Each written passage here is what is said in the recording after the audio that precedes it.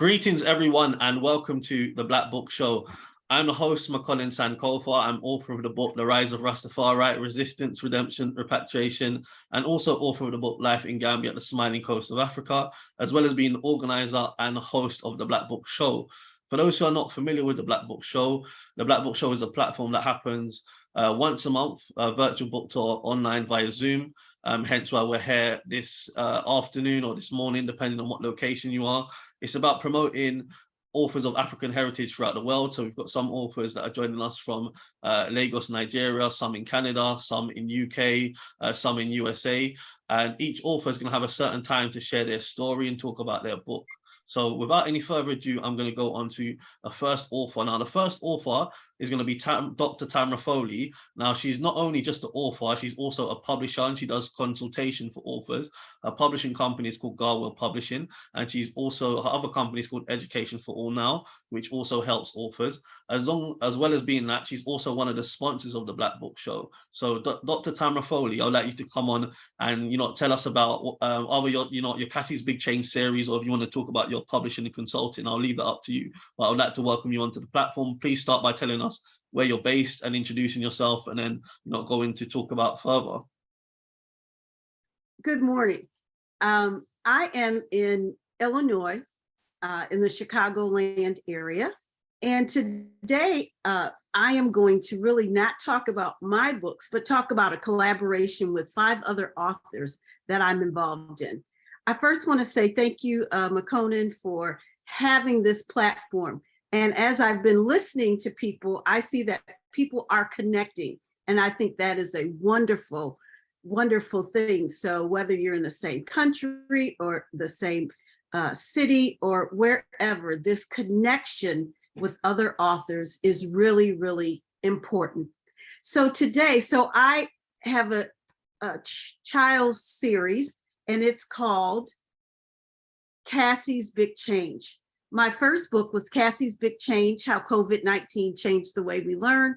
And the second book, Cassie's Big Change, Going from the Living Room to the Classroom.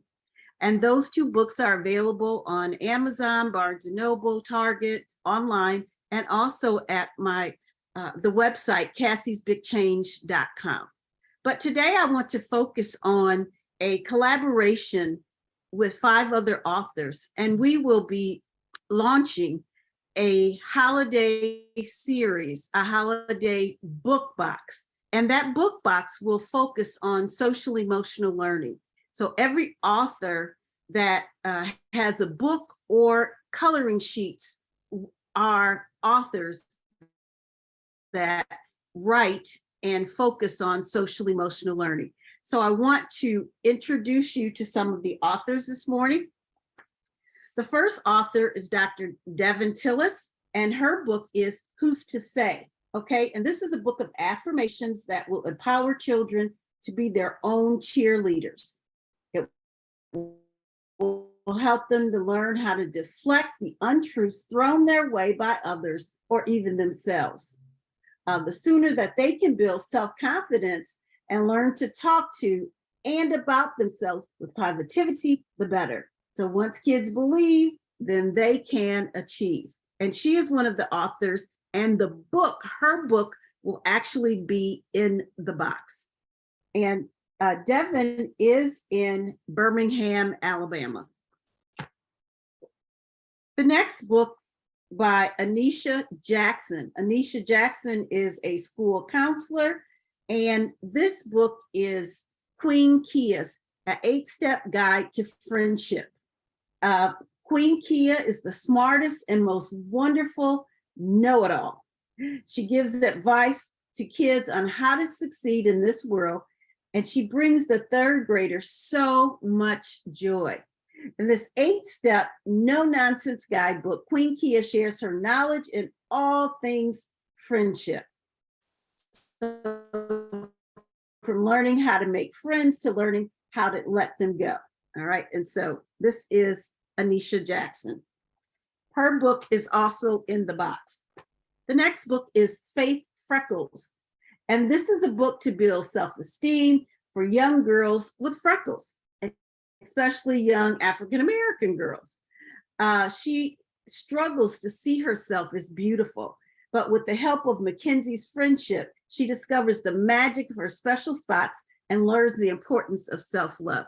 And this is by Charmaine Perry Knight. And this book is also in the box.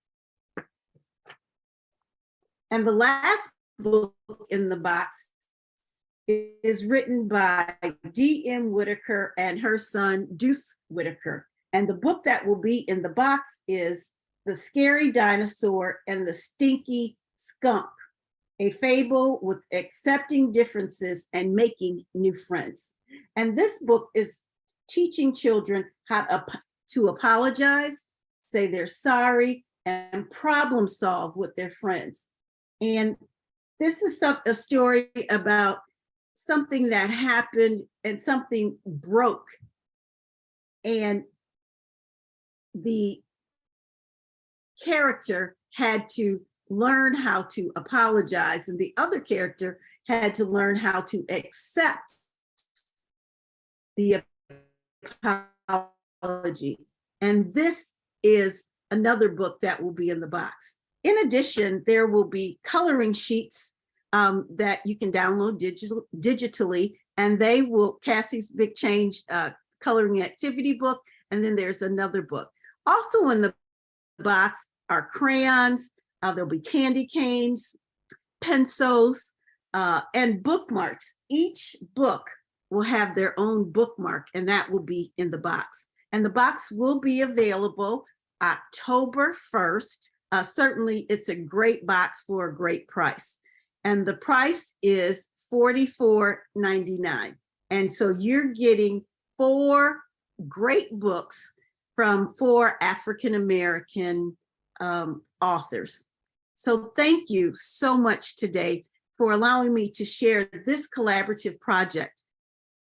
It's a wonderful project that we've been working on for over a year, and we wanted to be able to share the books as well as promote social emotional learning. We believe that social emotional learning will help children deal with challenges, will help children to be more responsible, will help children to build their self-esteem, and definitely will help children to connect with their emotions and feelings. Thank you so much, and good luck to everyone who is on here, whether you're in the United States or somewhere else internationally.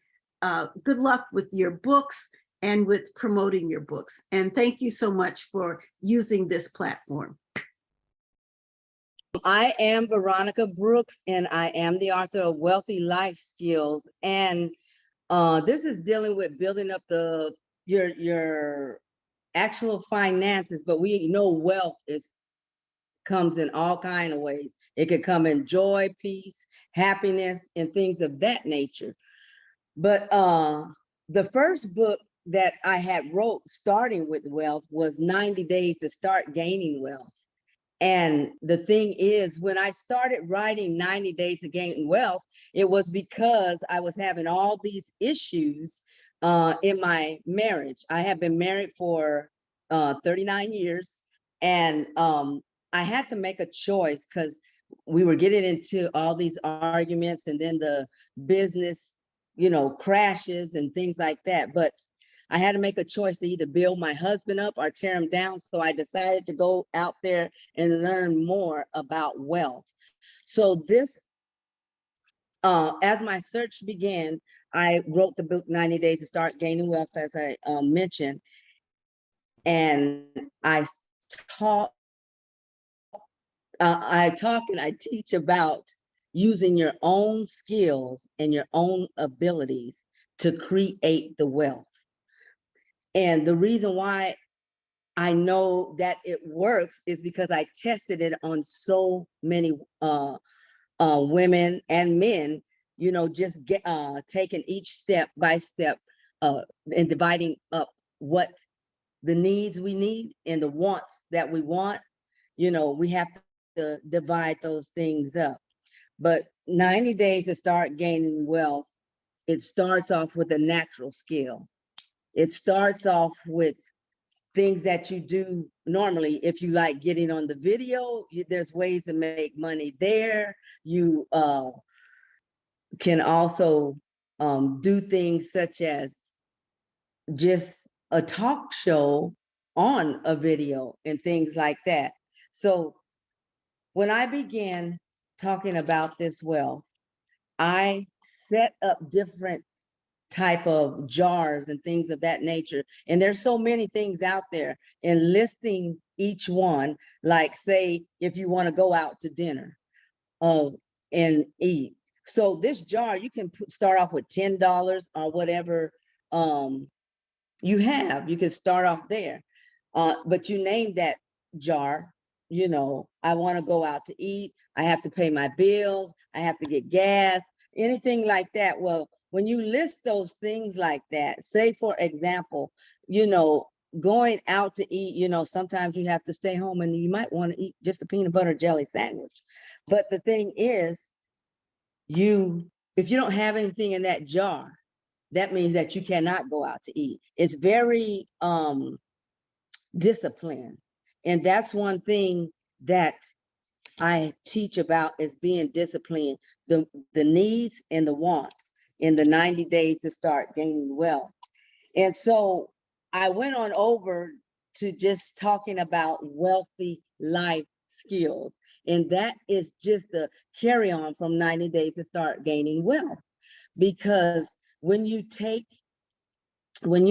actually use your skill, your life skills, I'm just going to read just a little bit from my books, because when you start with your goals, a plan, and a strategy, and I call this the GPS, because we use everything for a guideline to go places in our car. We always map it out, like, okay, we put the address in and we want to get to this destination. So when creating the wealth, I use the GPS skill, talking about the goals, the plan, and the strategies. So I'm going to read just a little bit of about preparation of setting your goals. Okay, so have you ever wondered why some people are successful in everything that they do, while others seem to be the total opposite? If you think that you are destined to be part of the average group, then think again. All you need is to reassess your goals in life to help you get back on track. If you want to be successful in life, what you need to do is to understand how to accomplish things. The first step is to determine your goals that will be the driving force of your actions toward accomplishing the dreams that you have. The problem comes in when you do not know what you really want. Even if some people seem to think that they know what they want, in reality, they don't. When you're deciding what you really want to do, the desire should come from the heart. If you want to become a winner, you have to understand what path you want to take. In doing this, you need to know first where you are at the moment. Stand back and really think about where you are at the moment. From there, you will know what steps you need to take to arrive to where you want to go. This concept is the same with using a map. In order to reach the destination, you need to first know your location. This is one valuable life lesson. By setting your goals, traversing in life will be easier. If you have goals, you will always be reminded that no matter what problems come your way, your destination will always be there waiting for you. This destination is the fulfillment of your dreams. Without goals, it will be like traversing in the dark. It's like you're in the dark and you can't even see where you're going without goals. It's like a dark alley without a light. Your goals will be your guide while you are passing the dark alley called life. And that's one of the things you must really stand back and look on, is to look at, what do you really want to do? What makes you happy? You know, you always want to be in that happy place. And that's another thing, you know, we look at the positive and we look at the negative. One thing about finding that goal in that life skill that you have in you is always get in that positive setting, the positive mood that you like to be in, that makes you happy. Because when you make yourself happy, you can actually make other people happy. And you can start it off with just setting the goals. And here in Wealthy Life Skills, I broke this book up into 3 different parts: the preparation, and then taking the action. And then on top of that, after you take the action, then you go, oops, I'm sorry. After you take the action, then you go into your actual destination. And that's one of the greatest things. And I know Wealthy Life Skills work because it took me just 6 months of testing on. I got a group of women. I asked them to give me a bucket. They didn't even know what I was going to do with it. And every time they saw me, they had to give me $1. If it was at the mall, or if it was at a 7-Eleven, or wherever we at, if they saw me, they had to give me $1. But they didn't even know exactly what I was going to do with that $1. But what I did, I put it inside their bucket, the bucket that they gave me with their name on it. And I put it in there and I kept it for 6 months. So they had to do this for 6 months. After these women, after going through that process, I gave them back their bucket with all this money in it. And some of them were crying because they never had that much money. Some of them were just in poverty and just never had that much money. But after doing that, then I went into teaching them how to invest a portion of that money to get more money.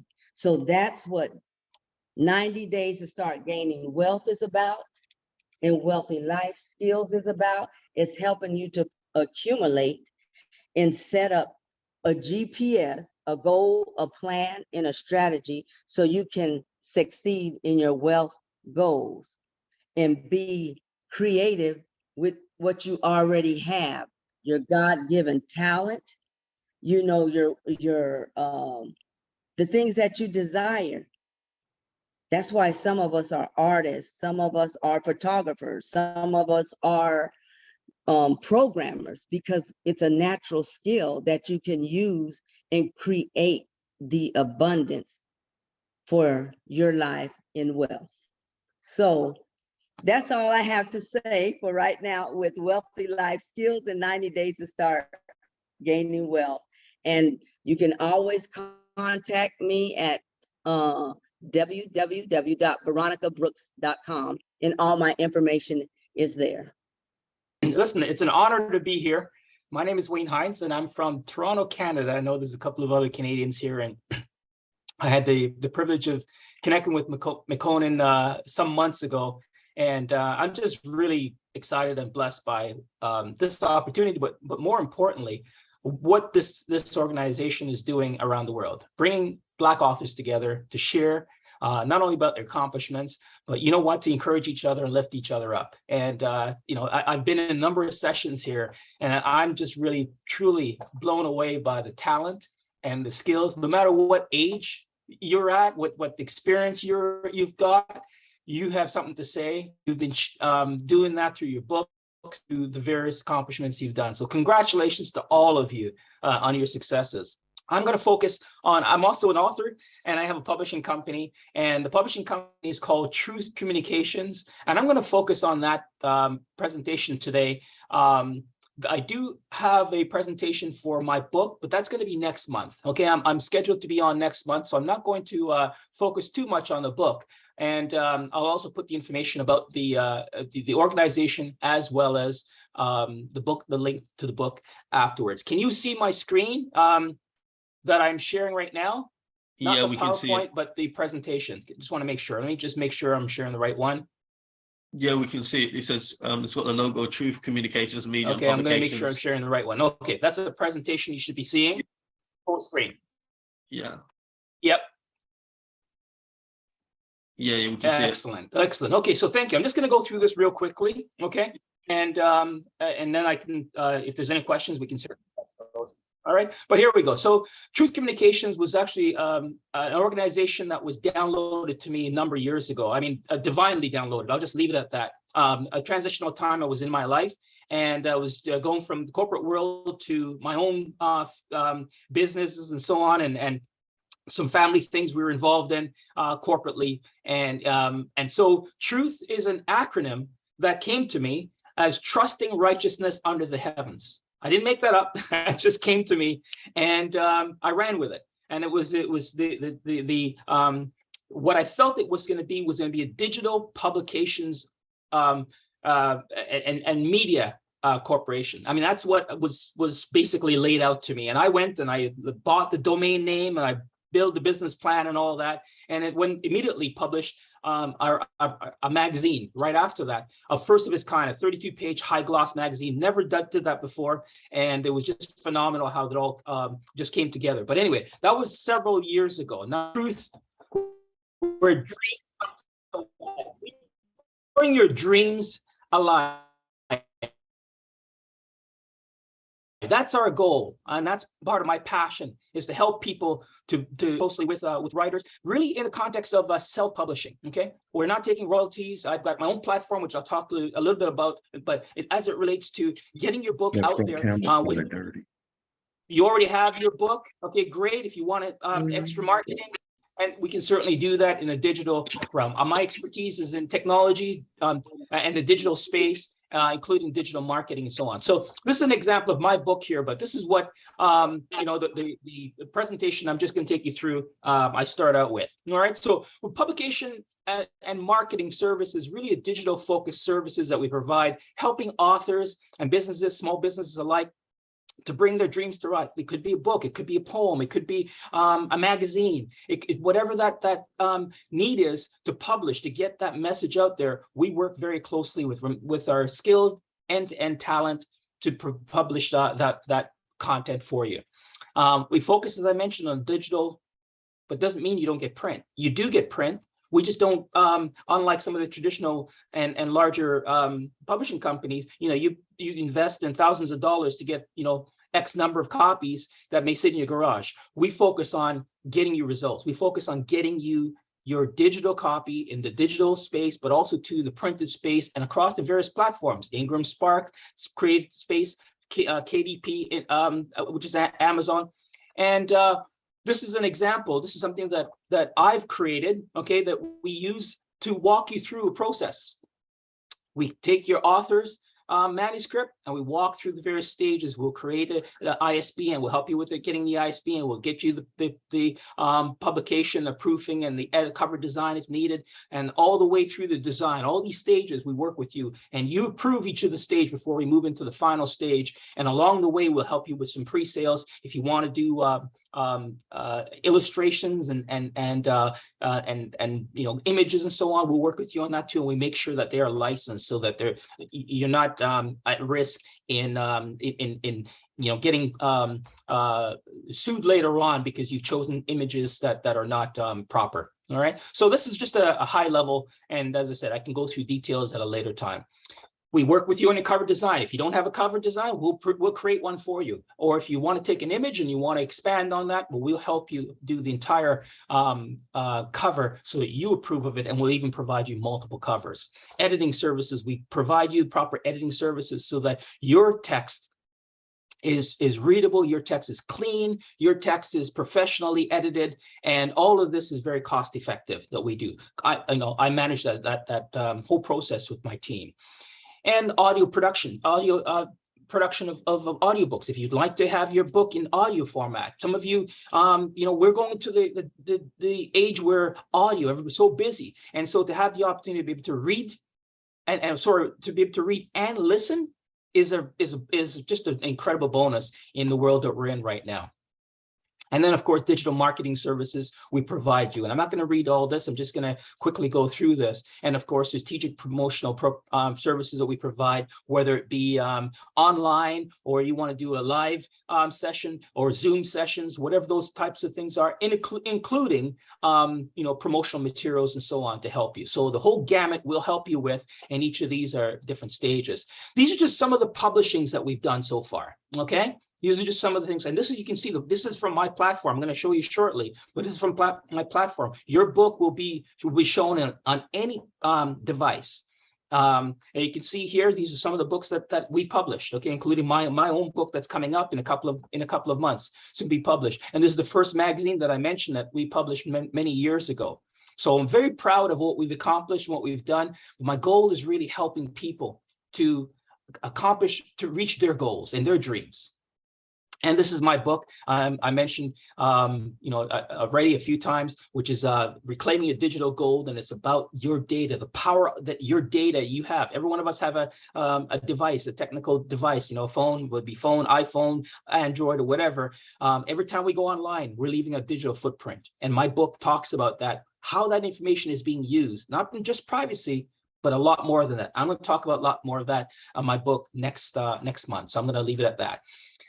Okay, as I wrap up here, I'm just going to show you a couple quick things. Okay, so this is my digital platform, similar, to some of the other platforms out there, CreateSpace, Amazon, etc. When you publish with us, your book goes on our platform automatically. It gives you the opportunity to be able to flip through the pages digitally on these devices that we just saw here. Okay. And have an experience like no other when it comes to viewing and reading your content, no matter where you are. Okay, and so this is just an example of some of a screenshot of that, but I'm going to take you to the live view. Okay, so give me a second here. I'm going to flip to that, and I'm going to have to stop share and share the new screen that's coming up. And this is what the live view looks like for that platform. So these are the books that I published already. All right. My book is coming out. I'm not sure if you can see my screen here. My book is coming out next month. This is just the hard copy version that you're looking at here that is in proof. This is another book that you're looking at on the screen there, okay, that I published. My coming in and out of the screen because of the color. There we go. There's another book I published, okay? And there's another book that you're looking at, the physical book. This one here is the first book that you're looking at on the screen. If I can get my camera to show you that. For some reason or another, it's not picking up the gloss. And the other thing is also I published a children's book, and I'm going to show you that one next. All right. So this is the children's book that we published. A little hard to see because of the gloss. I'm going to have to change my background there, but let me show you what it looks like online, the experience here. So this is my book. I'll just give you an example of that experience. Also, we bake audio into this. So it's a literal flip screen. You're flipping through the pages of the book. On your phone, mobile devices, all of these are linkable, so you can click to any chapter you want in the book. And you're getting a digital experience like no other with your books. I'm going to go back to the platform. And I'm going to show you the children's book. All right. So this is a children's book that we published. Helped a lady here locally in Toronto publish, and all of the images that you see here is original. Everything was written. We could receive the text, and that's what we started with. And the rest, this is entirely with Truth Communications publishing this. And this is the story about the little donkey. For those of you who know the Bible, the story of Jesus, he rode a donkey, and this is from the donkey's perspective. And it's a wonderful story And we just help to bring it to life. I'm so proud of what was accomplished here, because everything that you see here is from beginning to end, truth communications, and of course the digital experience that you're witnessing here. So these are just some of the books. There are others. This was one. Here's a legacy that was written by a lady that wanted to honor her father while he was alive. She didn't want to wait till he died, and she wrote the book, and she gave him the book, and he said, "My goodness, you've taken my life story. I've made wood out of my life, and you've given it to you, and you've taken that wood and made a beautiful table for me to." Dedication. Here's her reading the Evelyn, dedication. Albanese, Claudette, O'Neilla, and David. We're not only siblings, but we are friends. Given the choice, I would choose you for both. Thank you for sharing a lifetime of hope, faith, and love inspired by Dad. And so I'm going to wrap up now, but I just wanted to just close off with the website here. You can visit. I'll put all this information in the link, so you can certainly peruse it at your leisure. But everything is available to you. You can go online. You can go to Facebook. You can go to Instagram, wherever, and follow us or connect with me. So I'm now going to introduce our next author on the Black Book Show. Our next author is Francisca Epale, who is joining us from Toronto, Canada. So Francisca, if you'd just like to come on and, give us an introduction about yourself, and then tell us, all about the book that you've written. I am a certified health and life coach, a speaker, an award-winning author of 3 books, and an international best-selling co-author of 1 book. A former educator, I have taught ESL, English as a Second Language, and French for over 20 years in the United States of America, in Canada and China. I am a real estate investor. I am a certified health and life coach. And today I'm going to talk about my best book that people have been raving about. It's called How I Conquered Breast Cancer Without Chemotherapy. My journey from a mess to a message. If you have never heard of anybody diagnosed with cancer, either you're not speaking the truth, you're living under a rock, or you are dead. I'll talk about the 7 reasons why you should purchase my book, and I'll go through some of the excerpts in my book. The first reason why you should purchase my book is that to influence women to do self-breast examinations. Please do not rely on mammograms, because they are not 100% effective. I interviewed a few women, and they said that they are scared to examine their breasts. I said, why are you scared? Oh, I don't know what I'm going to find. You shouldn't be scared, because I know of some women who dance on the pole in the bedroom. They go ski diving. They go snorkeling. They go bungee jumping. All those are dangerous sports. So if you could do those dangerous sports, why can't you examine your breast? If you're scared of examining your breast, ask your husband. If you don't have a husband, hire a massage therapist or hire a breast massager. I'm giving you a new career opportunity, a breast massage therapist. The second reason you should buy my book is to inspire you that breast cancer is not a death sentence if it is detected early. I detected my own breast cancer by feeling the lump on my breast. It was at stage 2, so that is early. Cancer has 4 stages. Mine was in stage 2. You don't necessarily have to die if you have cancer. The third reason why you should buy my book is to encourage you to buy several copies for your loved ones. All of us here have either mothers, mother-in-law, grandmother, sisters-in-law, nieces, aunts, female cousins, concubines, girlfriends, fiancés, sugar mama, baby mama, all those. Okay, buy books for them. Buy them as a gift. Mother's Day, birthday gift, wedding anniversary. Valentine's Day, just thinking of you. So purchase them. The next one is number 4, is to change the trajectory of my family's life. I wanted to break the generation curse because cancer is genetic. I lost 5 family members from cancer. So I said, I don't want to be number 6. The last family member who died was about 2 years ago, and I saw what this family member went through. So I said, no, I'm not going to go through that route. I chose not to do chemotherapy. So the next reason, number 5, is to empower you to take better care of your health. My book will tell you the different ways you can change your health. And the 5th reason is to educate you through my research on the 5 possible causes of cancer. I mentioned one of them, which is genetic. The second one is chronic stress. I try to stay away from stress. If I have a friend who causes me stress, I block them. All my friends know me. When you call me, don't say anything negative. Otherwise, I'll block you. They know when they have to call me on my phone, it has to be something positive. I try to stay around positive people.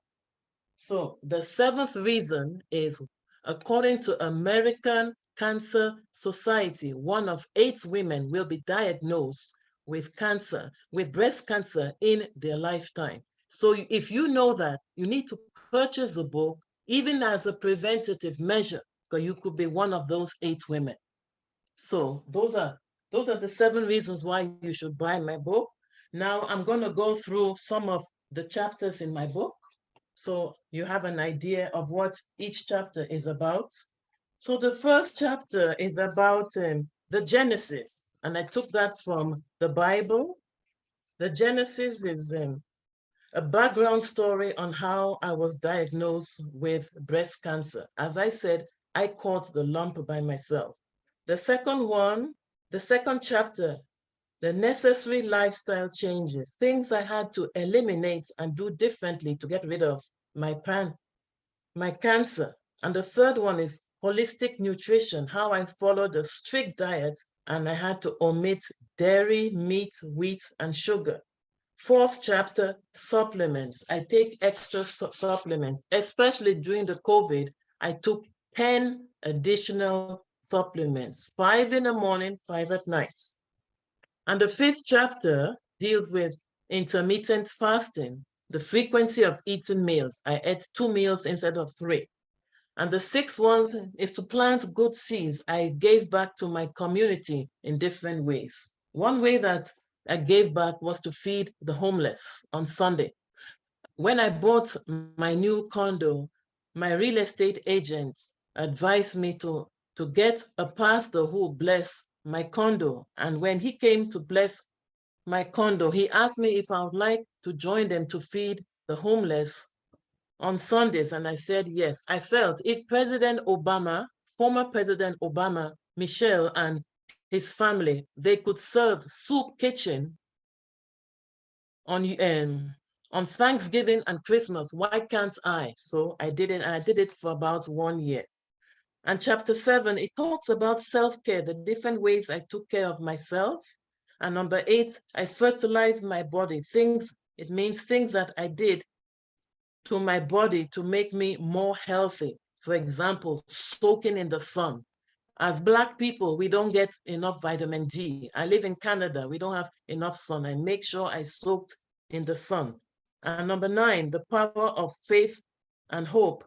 Having a strong belief and faith in God, because the spiritual realm, it supersedes the physical. And number 10, my life after cancer. I did things that were different from what I was doing before. I showed a lot of gratitude and appreciation for things. And number 11, I transformed into a life and health coach. I took a course, and after 6 months, I am now a certified health and life coach. So that is my book in a nutshell, and I urge you to purchase the book. It will be the best investment you'll do in your lifetime. Last week, I went to a business expo. And in the first time in my life, I sold 15 books in one day.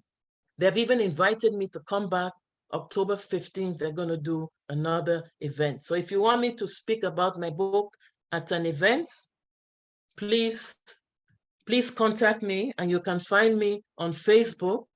My website is www.breastcancerconquerednow.com. I'm on Facebook, I'm on LinkedIn, I'm on Instagram. And I can also give out my phone number because I have business cards. My phone number is 416-660-3494. Again, it's 416-660-3494. Okay, thank you. Our next author is Reggie Williams. So Reggie Williams, if you would like to introduce yourself and then tell us, about where you're based and tell us all about your book.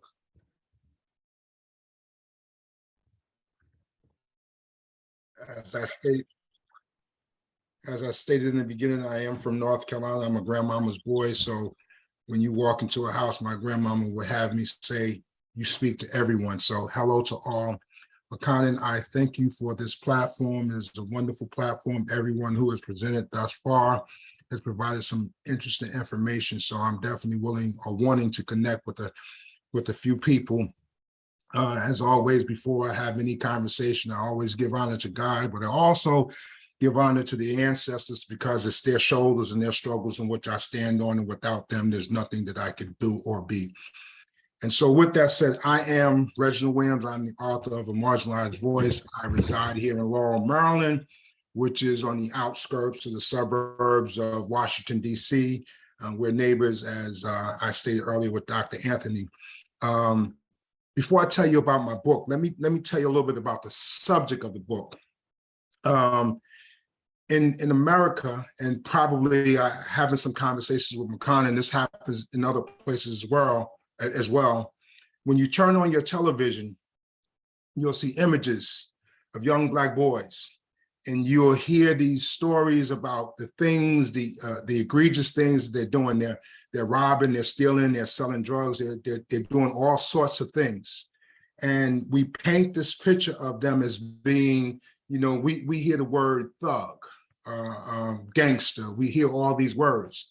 And I'm not here to say that those things don't happen, because they do, right? I think someone was on here from Chicago, and we know that Chicago is a very rough place. If Dr. Weiss would, I hope I'm pronouncing the name right, but we've had a problem. I say we because, as I stated, my mother lives in Durham. There's been a problem in Durham in terms of some violence. There's gun violence everywhere. And so these things are happening.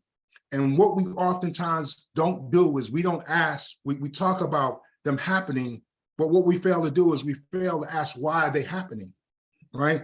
And the reason why a lot of these things are happening, we had the first person who spoke, and I don't think she's on here anymore, and I wrote down some notes. She talked about social emotional learning, right? And she talked about social emotional connection, right? And the reason why a lot of these kids go out and do some of the things that they do is because there is no social emotional learning. There is no connection. There's a marginalization, right? And so Martin Luther King said, right is the language of the unheard. And so these young boys, they're angry, they're hurt, they're misguided because they have not been connected. And the thing that they have been connected to has been oftentimes things that are happening in negative and vile situations. And so as a behavioral health specialist and educator and consultant, I have been working, actually, I started out my career working pretty much with adult men. My thought process was everybody else is working with youth, so let me work with men, right? And about a year and a half, maybe 2 years into my career, I began to realize that although I was working chronologically with adult men, emotionally, they were still children. They were still young boys stuck somewhere because of some trauma or some unaddressed trauma that took place.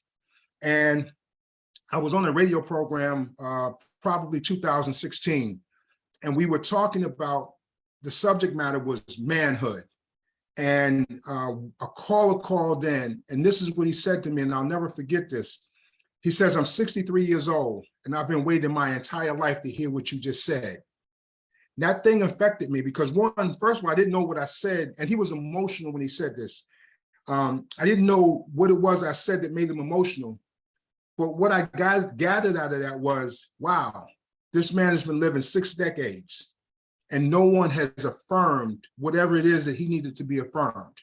And so what happens is oftentimes when things don't take place properly, when we don't have those proper connections in our childhood, we'll carry them into our adult lives. And oftentimes our adult lives will be affected as a result of it. So there came this book, The Marginalized Voice, because of, I wrote it probably, it was published in 2020.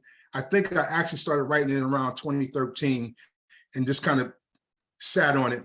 But it became a collection of the stories and the situations that I had often had to deal with, not only in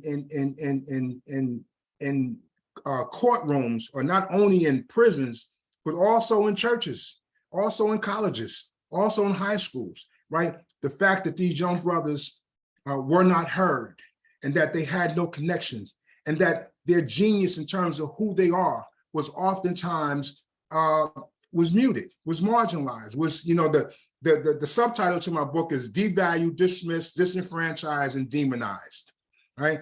And we have to recognize that young Black boys are geniuses, but the world will oftentimes mute those geniuses. And as a result of that, they become angry and become frustrated and become violent and become all the things that they become.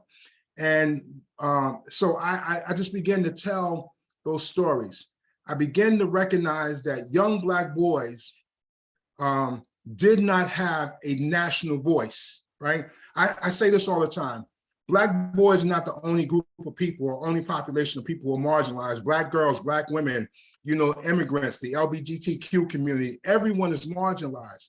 But it's my disposition that the only people who does not have a national voice for their marginalization is young Black boys. So this book became like a fire starter for the movement to begin to not give them a voice because they have a voice, but to begin to amplify their voice and to help them to raise their voice, to let them know that they exist, to let them know that they are important. And so I began to challenge people who have their hands on young Black boys. I have a chapter in there that speaks to mothers, and I call that Sever the Cord. I have a father, a chapter in there to fathers. I said, no superhero.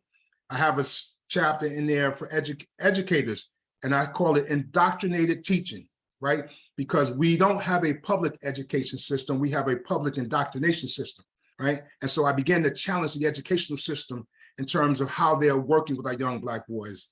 I have a chapter in there on therapy. I work daily with therapists, right? I love therapy. I dislike a lot of therapists because they don't know the nuances of how to work with young Black boys. And I call that particular chapter treadmill therapy because for a lot of young Black boys, their therapy sessions is just a treadmill session. There's nothing this particularly happening. And so I speak to these issues. And there's a lot of what we call, and Dr. Weiss would like this, and I know I'm pronouncing that name wrong, and she's going to correct me, but there's a iatrogenic behavior that takes place when working with young Black boys. And iatrogenic is a term that's an unattended medical outcome as a result of a medical treatment. But that also happens as it relates to young Black boys. We think that because we're in education and we're trying to support them, that we really are when we aren't. So I'm gonna read I'm gonna read this right quick on education. I say the institutional narrowness promoted in public education mutes the creative genius of most young Black boys. The marginalization of young King's creativity is an assault on his thinking. America's educational system subliminally mandates that for boys of colors to be successful, they must deny their genius and embrace a world's view of success that is painted white. Either through implicit or blind bias, the spirit of young kings are bullied into being subordinate to whiteness. And so this is what the book is about. It's just simply about saying these things are happening. Yes, they're violent. Yes, they're angry. Yes, they do some things that are egregious, but you have to also know that you have planted a seed for that. And if you really want to change the outcome of how young Black boys are behaving, then you need to change the seeding, and you need to change the soil, and you need to change the conditions. Because again, coming from the South, right, a harvest is the relationship with the seed and the soil and the conditions. I'm gonna say this and then I'm gonna be finished, right? A lot of times I'm asked, what about Black girls? And I say, well, what about them, right? I said, there are a lot of organizations out there that's working on behalf of Black girls. I said, but in a huge kind of way, I am also working for the benefit of Black girls. So they asked me how. I said, let me give you some facts, right? The highest prison population are young Black boys and Black men, right? While suicide ideation is prevalent among Black girls, the completion of suicide attempts is more prevalent from Black boys, right? And so now we know that they're incarcerating, they're arresting, charging, and incarcerating Black boys, right, the most. We know that Black boys are dying by suicide at a greater level, right? But check this out. The highest growing prison population is who? Black girls. I said the growing population, right?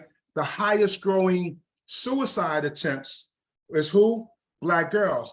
And my thought process is, I could be really wrong about this, is because now they have become experts at killing off young Black boys, that now they're going about trying to kill off young Black girls. And so, you know, it's important to have young Black boys in the mix. It's important for them to understand their genius. It's important for them to have a voice. It's important for them to be heard, because if you don't hear their heart, you will hear their hell. And so with that, you know, a marginalized voice. Oh, let me do this right quick. I just want to show you a deeper picture of the cover. Hold on 1 second, since I have a few more minutes left. Let me show you the cover, right? So this is the cover. And in the background, this is actually a Baltimore neighborhood. So there inside the background, we have the impoverished conditions in which young Black boys come from, right?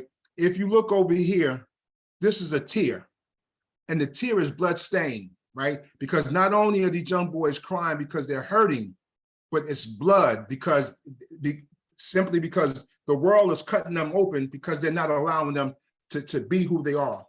You'll see over here is a scar, right? And the scar just talks about all the injuries that they go through day in and day out. And inside of his face, you'll just see discoloration. And again, the discoloration just talks about the pains and the trials and tribulations that he goes through. And I particularly had him have his head locked. You know, some people say dreaded. I don't say dreaded, I say locked. But I particularly had his hair locked because, you know, for the world, when they see a young Black boy with dreaded hair or locked hair, the first thing they think about is him being a thug or a gangster. And so, you know, that's it. My mission is to move or to amplify the voices of young Black boys, because we are relevant in this world. And I'm going to do everything I can to make sure that the world knows that they have a voice. Hi, everybody. My name is Cleopatra Kane. I am from Arkansas. I'm from a little college town in Arkansas called Pine Bluff. I have written several books, but the book I'm bringing to you today is called Invested. This is the book. This is my first time doing this. And this is the book, and it's called Invested. You can purchase this on Amazon and Barnes, Amazon, Barnes and Noble, and Books A Million. I can tell you a little bit about Invested. Invested is basically, I am a fictional writer, by the way, and Invested is about a couple who has been married for, I can say, not married, who has been, excuse me, I'm kind of nervous, y'all, who has been together for 15 years. And the couple name is Akita and Ellis, but Akita want to get married, but Ellis don't want to get married. So Akita kind of leaves out the relationship and explore other things, but she realized that the grass is not always greener on the other side. That's what that book is about.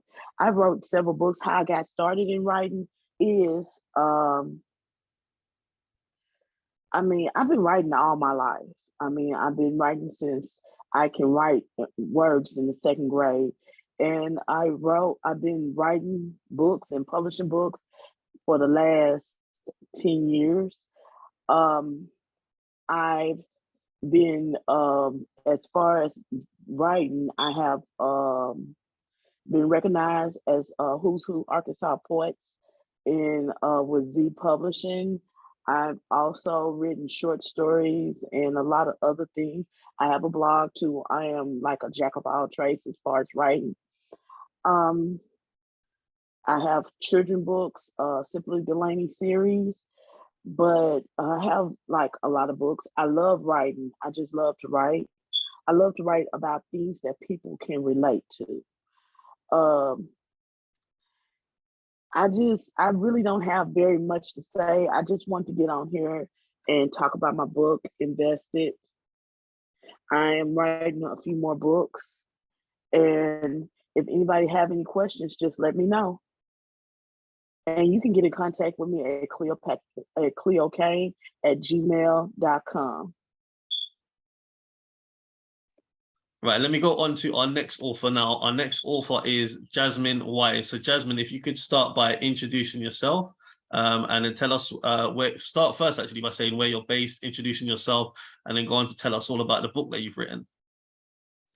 Absolutely. Well, I just first want to say thank you for this platform, for the opportunity today.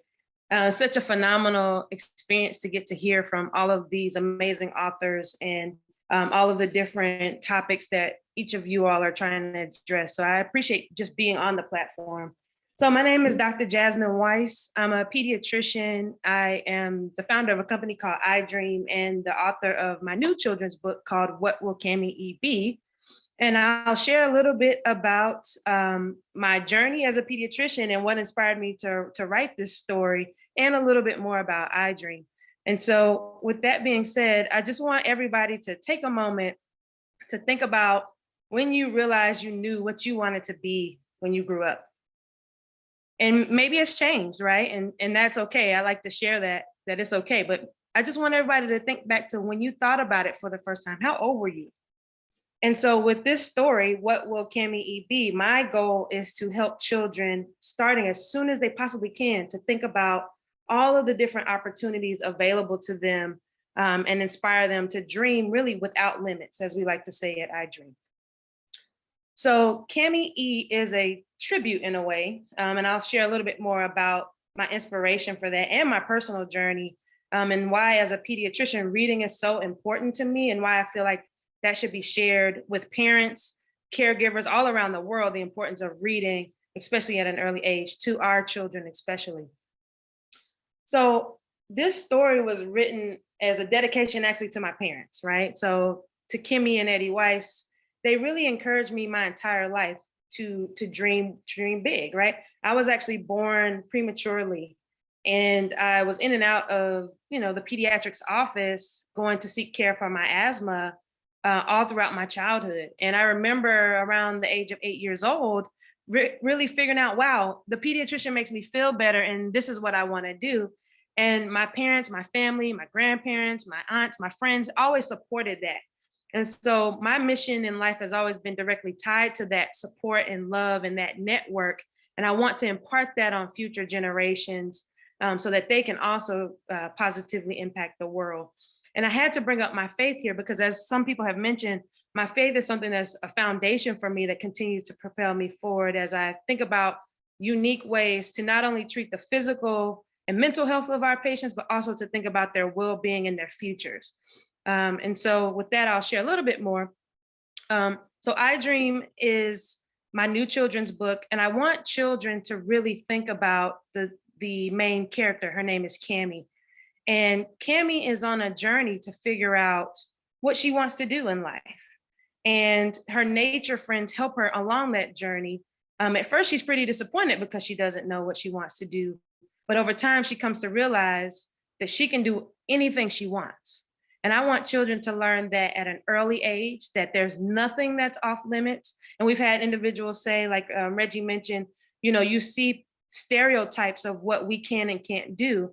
And so I was very intentional in this story about showing little Black children, especially, that you can truly do anything you like. The sky isn't even the limit, as you'll see in a moment. And so I want children to really think through that. And I've had actually readers come back to me and say, you know, I want to be an astronaut like Cammie, or I want to be a doctor like Cammie. So I'm just thrilled that it's already making an impact. And I want children worldwide to be exposed to a story of a child that looks like them, that goes on to do such amazing things.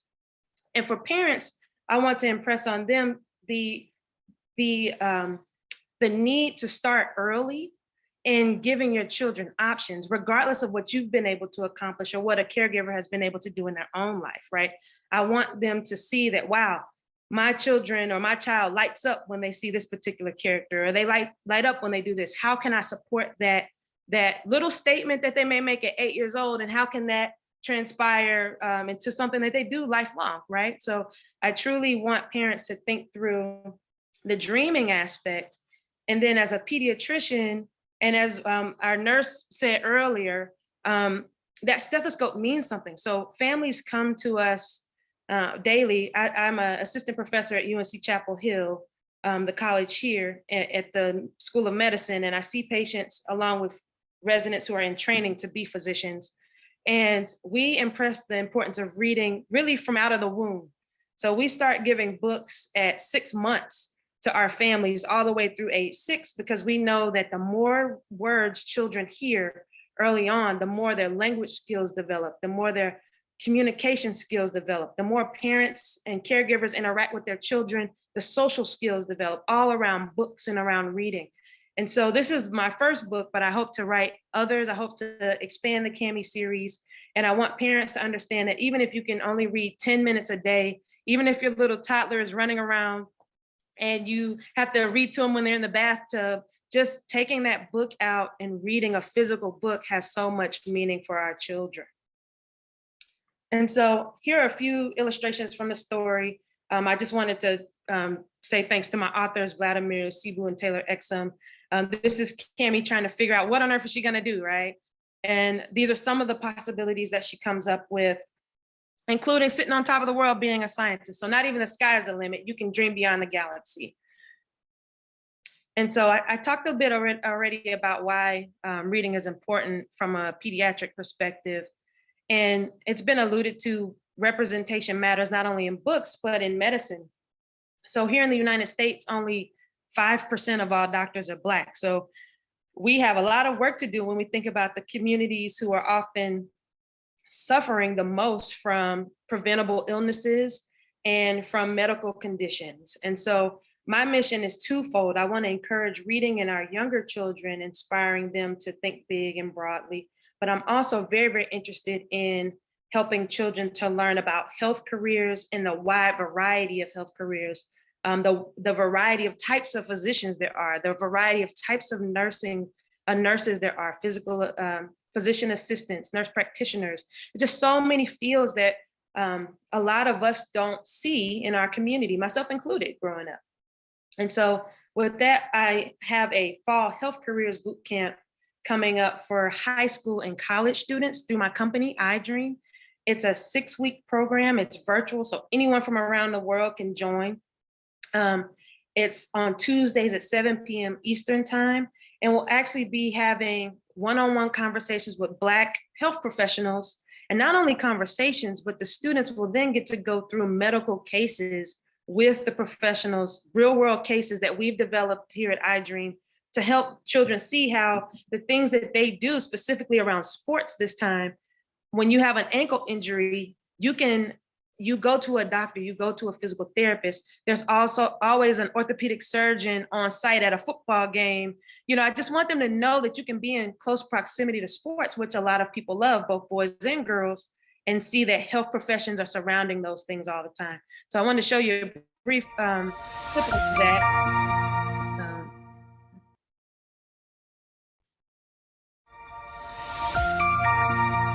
I want to make sure I shared the sound. 1 second. don't want to do that if the sound's not shared. There we go.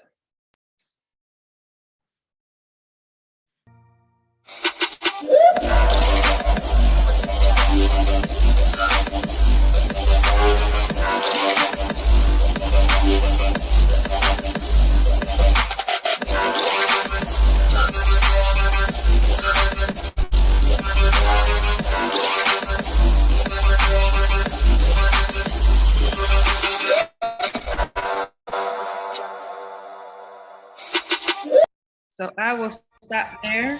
And if there are any other questions or there are multiple ways to get in touch with me. You can purchase the book on Amazon, which is linked here.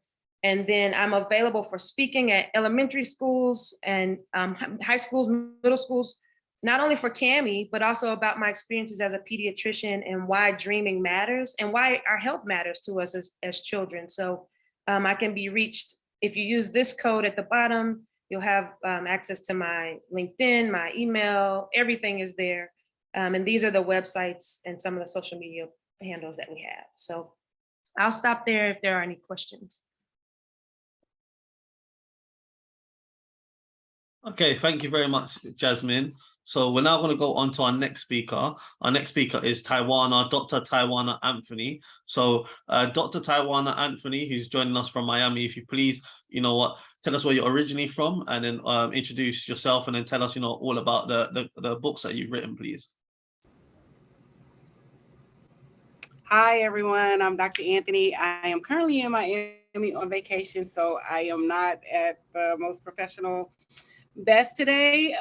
So I was just told about this yesterday as a courtesy from Makonnen because we couldn't get it to work the last time, so I'm doing it now. So a little bit about myself. I'm from Louisiana, and I grew up, born and raised there. And so my books are basically cultural based, and they're culturally based off of Louisiana.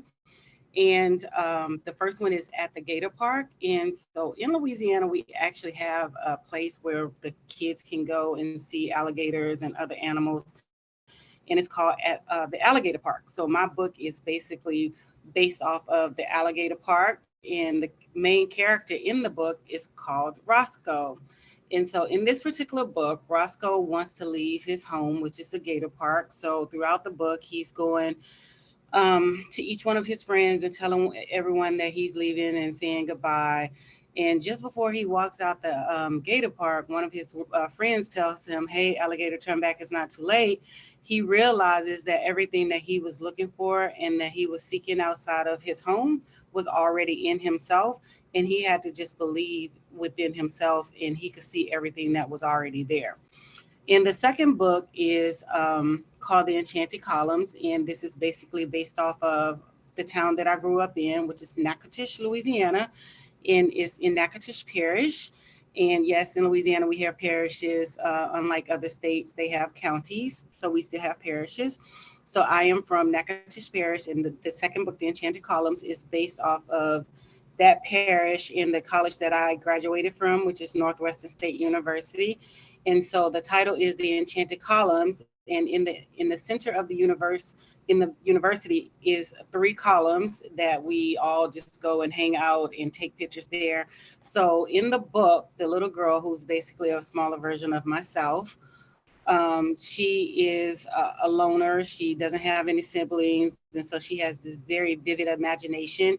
And so she's basically fantasizing of a different magical place that she's actually participating in. And once she realizes that the place is not real, that it's a dream, she wakes up in amazement that she actually dreamt all of this fun-filled, imaginary place to be. So she hears her mom's voice in the background, and that is how she's awakened, and to know that she was actually dreaming and not in actual fantasy land. So my contact information is Dr.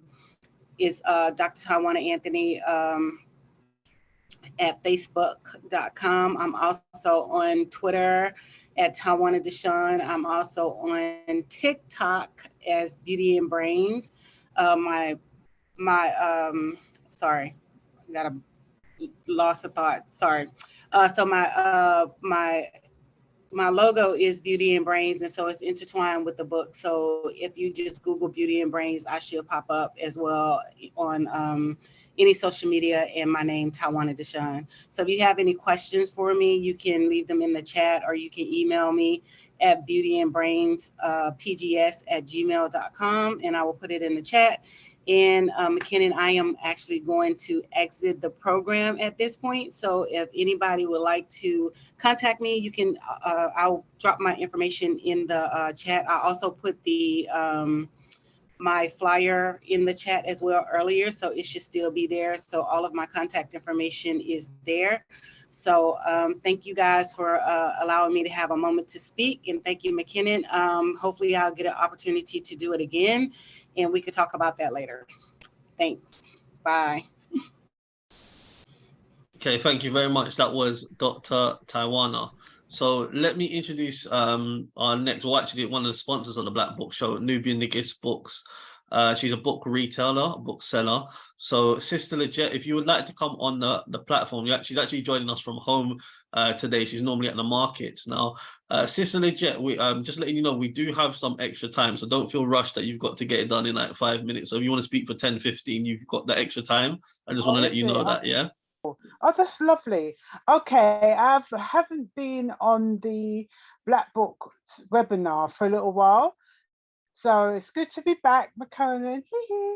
So I've known Brother Makonnen a couple of years well, when I used to travel to Luton because they used to have events there, and Makonnen was in the group dealing with young Black men. Oh, it was just absolutely brilliant. So I used to always come with my books, and I'm starting out and helping another book company, and I decided after a while, what can I really do? And I love reading, so it just evolved and developed, and what I started to do was to sell books, which I love, because I'm always saying, oh, I've read this book, and I would be like to the person, oh, have you read this book? There you go.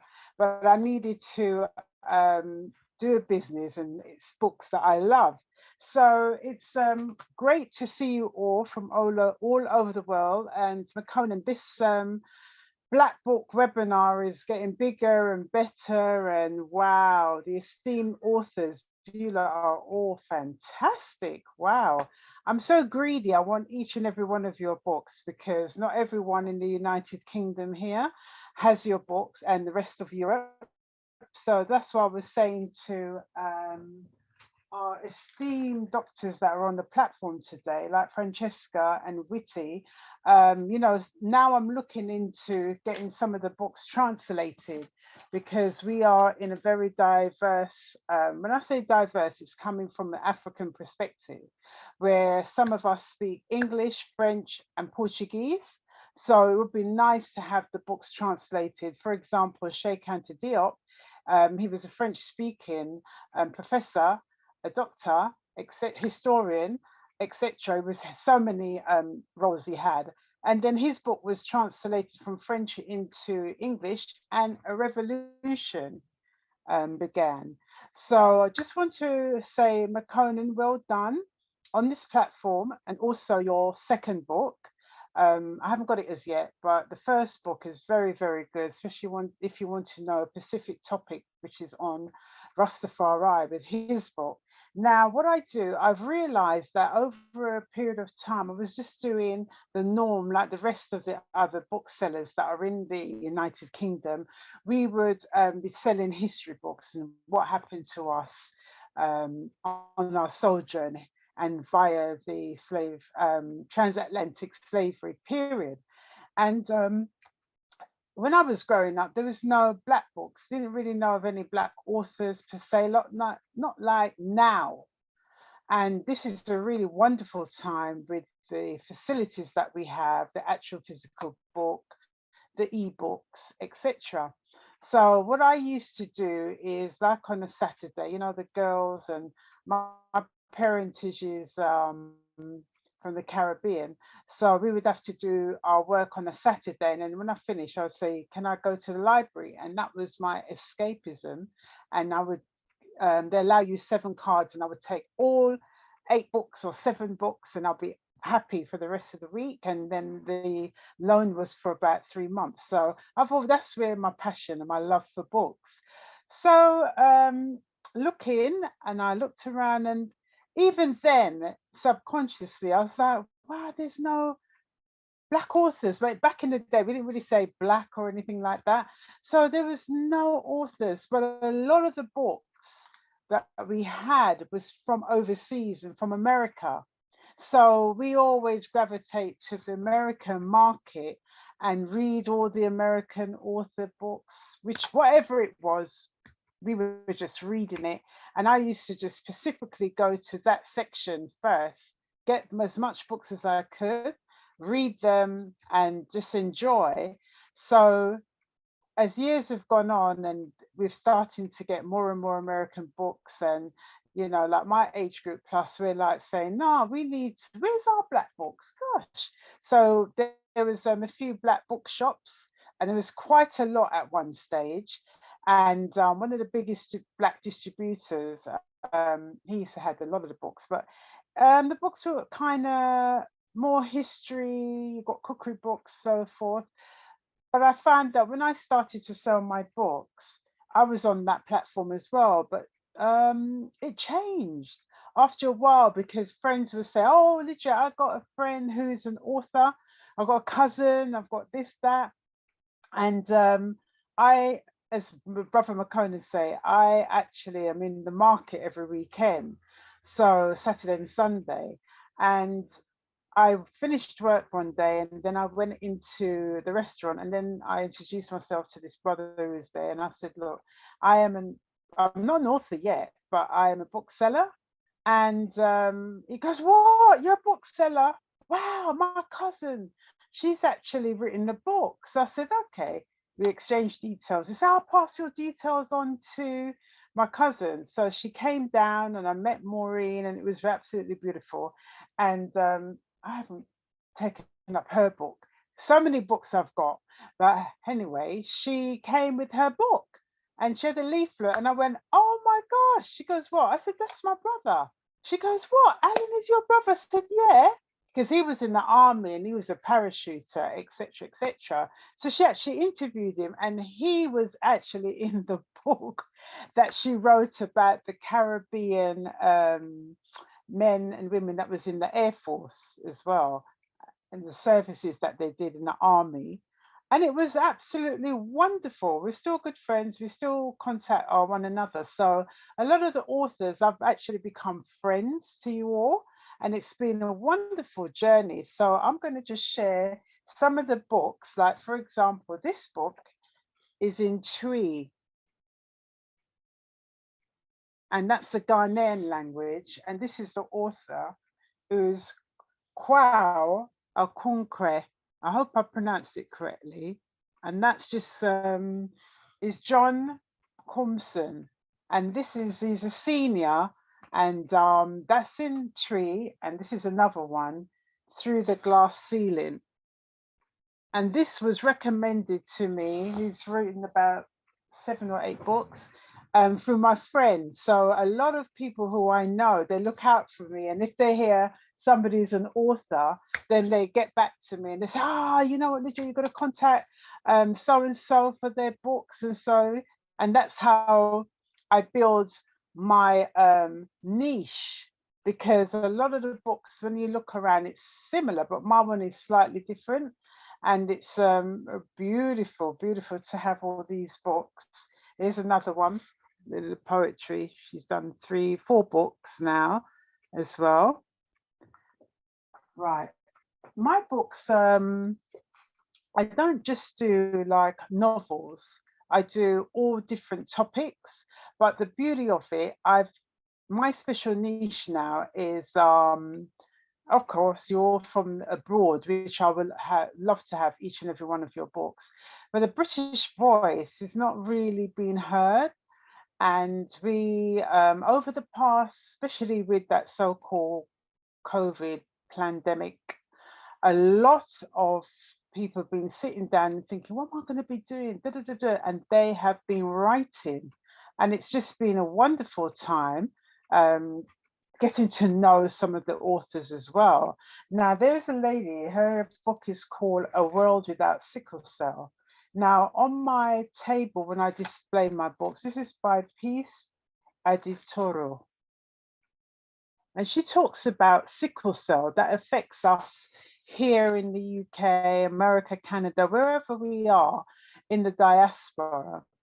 And on my table, I have different genres. So I'll have the main history books, what happened to us in slavery, and something that we should never, ever, ever forget. And Robin Walker is one of my historian teachers. He wrote a book, When We Ruled, and that tells you what happened before that journey that we were rudely interrupted. And he's written that book. He's got a study guide to it. As I said, I've got so many books, sometimes it's hard to pick and choose what to show you, but I'm just giving you an example. I'll have a book like that, or I have a British author who's talking about the stolen artifacts from the museums. He's white, but he's writing a topic that is so profound to us. And yes, it's called the British Museum. And I was on the platform, I got invited on the Zoom. 1,500 Nigerians were on board, and there were Igbos as well, and it was absolutely fantastic.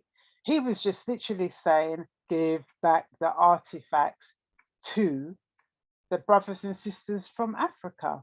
Now I've got that book, beautiful. So that's another genre. I have a brother called Omowale Per Haru. Now this is talking about this indeed is a 3-book series. You can buy it individually. So that's one. This is about Pan-Africanism, and this is an outlook on liberation, but he talks about how the battlefront, African freedom means defeating neocolonialism. Now, I know in America, you have some books, but this is coming from a British perspective. This one is called African People Abolished the Slave Trade. So some of these books, I have exclusivity on it. I love that, because I'm like, oh, I've got that book. No one else has got it. Oh, let me just push that book for the author, you see? So as I said, with Peace, Adira, with the sickle cell, I have a health section, I have a history section, I have a cooking section, different genres. And then that's why my one is just so different from the others. Tolu is not on tonight, but he's one of the sponsors. And this is a trilogy, and this is poetry. So this one is book 1, Dead Lions Don't Roar. An esteemed author, he's absolutely brilliant. Dead Dogs Don't Bark. And by the way, if it's a bit shiny, I cover my books with plastic because I have quite a few. Dead Cats Don't Meow. Don't Waste the Ninth Life.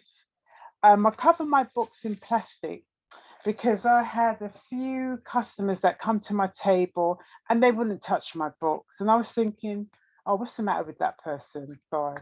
But then one of them explained that they had a condition.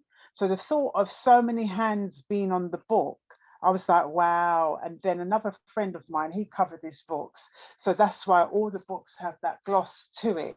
So I have one book that would be, for example, this is not covered, so you can pick it up, have a look. But the one that I will sell is covered. I love you all. Just keep doing the great works that you're doing, because there's a reason why each and every one of you have written a particular book, that particular topic, because it's a word sound. And like I always say on the webinars, one book can change a person's life, and that can be 360 degrees. This one is to do about hair, with hair. So she did her own natural, went from perms, what have you, to natural. 8 weeks to longer hair. And when I actually saw Lola again, I was like, wow. If you saw her hair, and that's the Transitioner's Handbook, Go Natural in 5 Easy Steps. And that is literally all of her natural hair. Absolutely beautiful.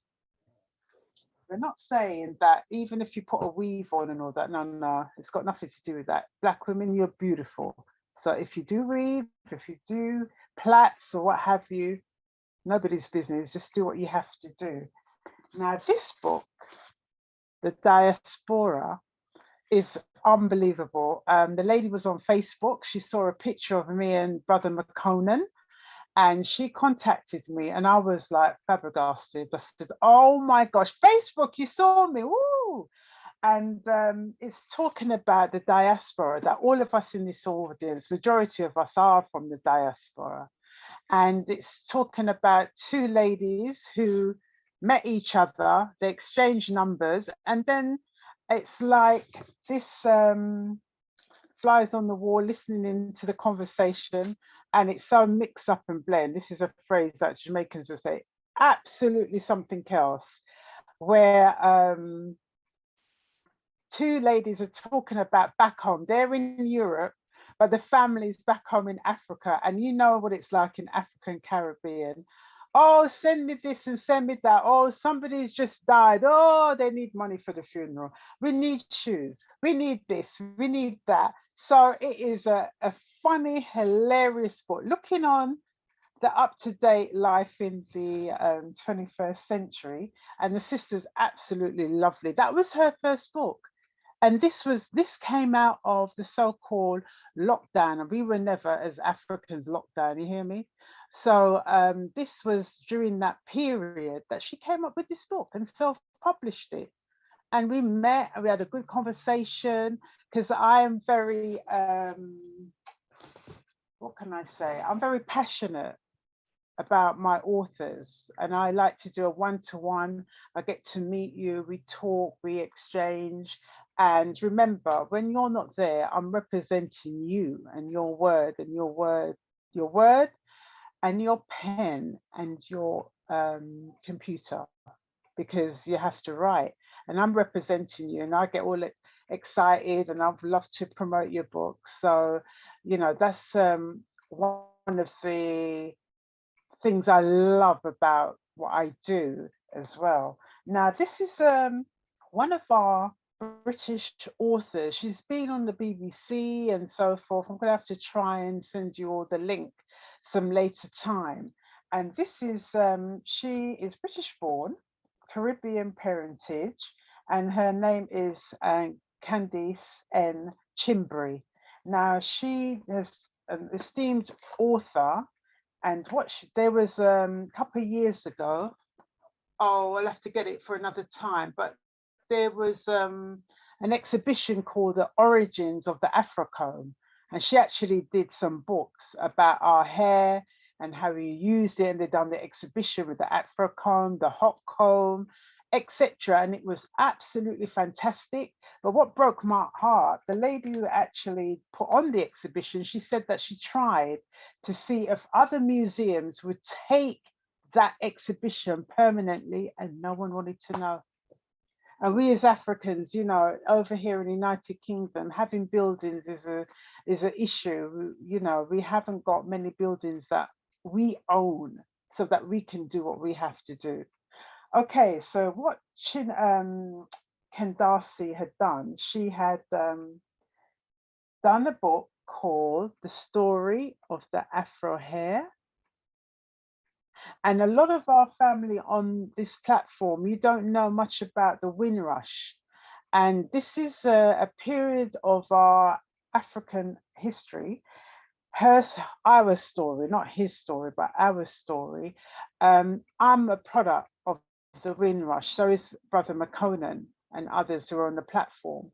Our parents were invited to come over to the motherland, which was this country called United Kingdom, England especially.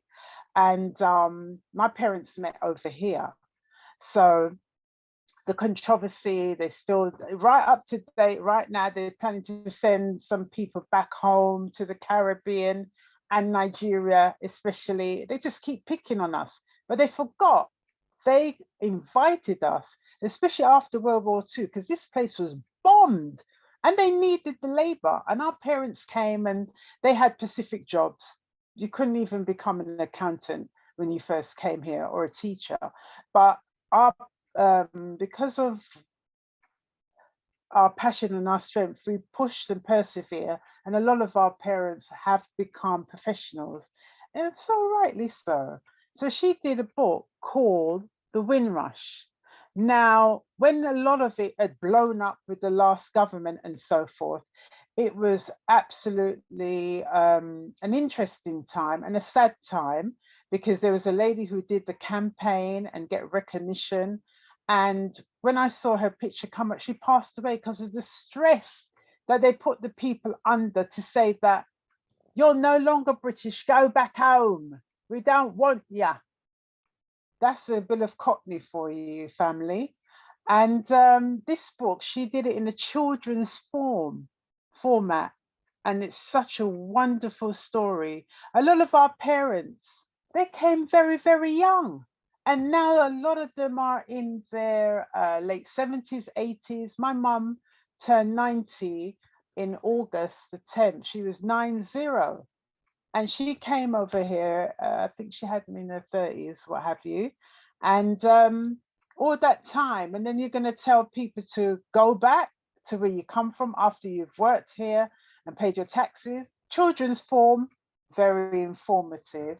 And this is her latest book, called The Story of Britain's Black Airmen. And how did I know about this book? Because somebody else, his name is Nia Imari, and what it is in the United Kingdom here, that's why I love this platform.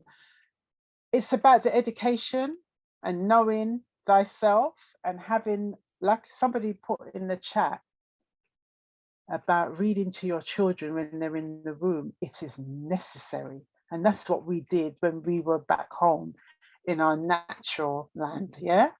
So she wrote this book, and through Nia, he has got, I have to plug him because he's got a platform called, hold on. He's got a platform called NABS, yeah, National Association for Black Supplementary School. So we're not saying don't send your children to school, but we're saying when they come home, you decode your babies and find out what was taught. And you teach them from an African perspective, or I don't say African, I say Nubian perspective, okay?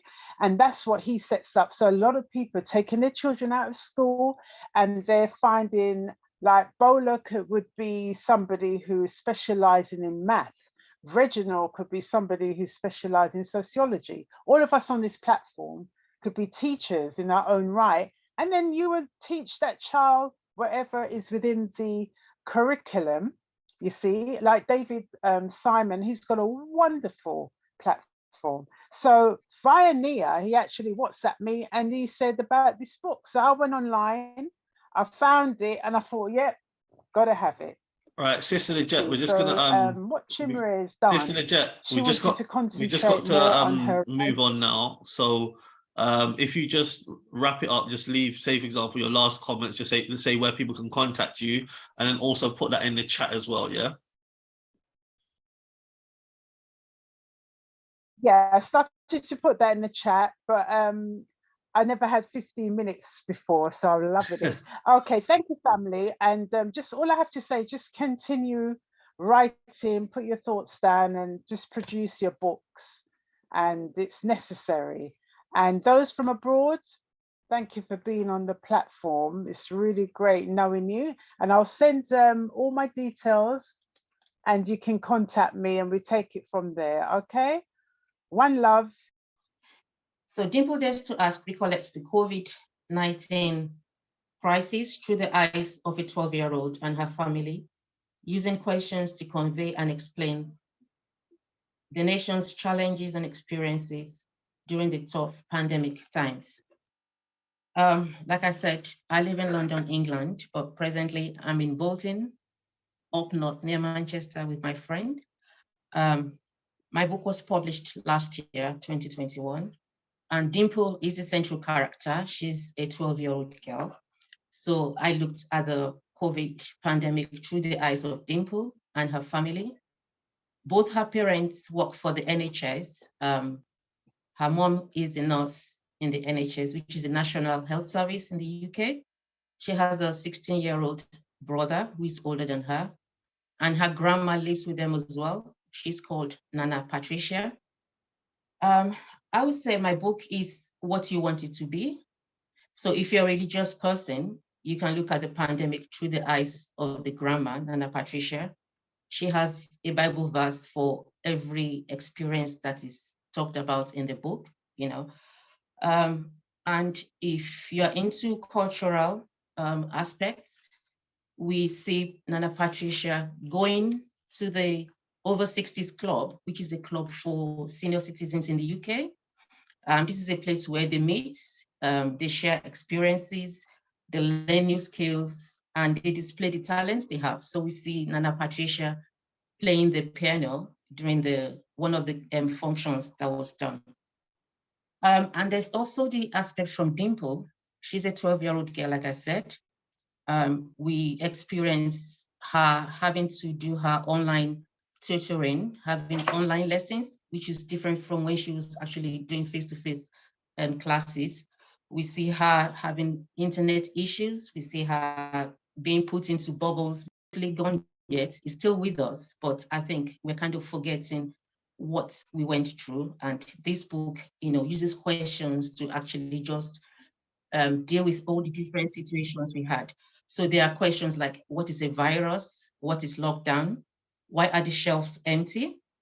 And I would like to read from the book. I've earmarked from chapter 11, which is from page 78. So Dimple and her mom, they go to the supermarket. They went to do their weekly shopping, and they met their next door neighbor at the supermarket. But because of the pandemic, most of the items are not on the food shelves, so the shelves are empty. So the chapter is actually, why are the shelves empty? So I can hardly find any item on my shopping list, Franklin says. Mom examines the pineapples closely.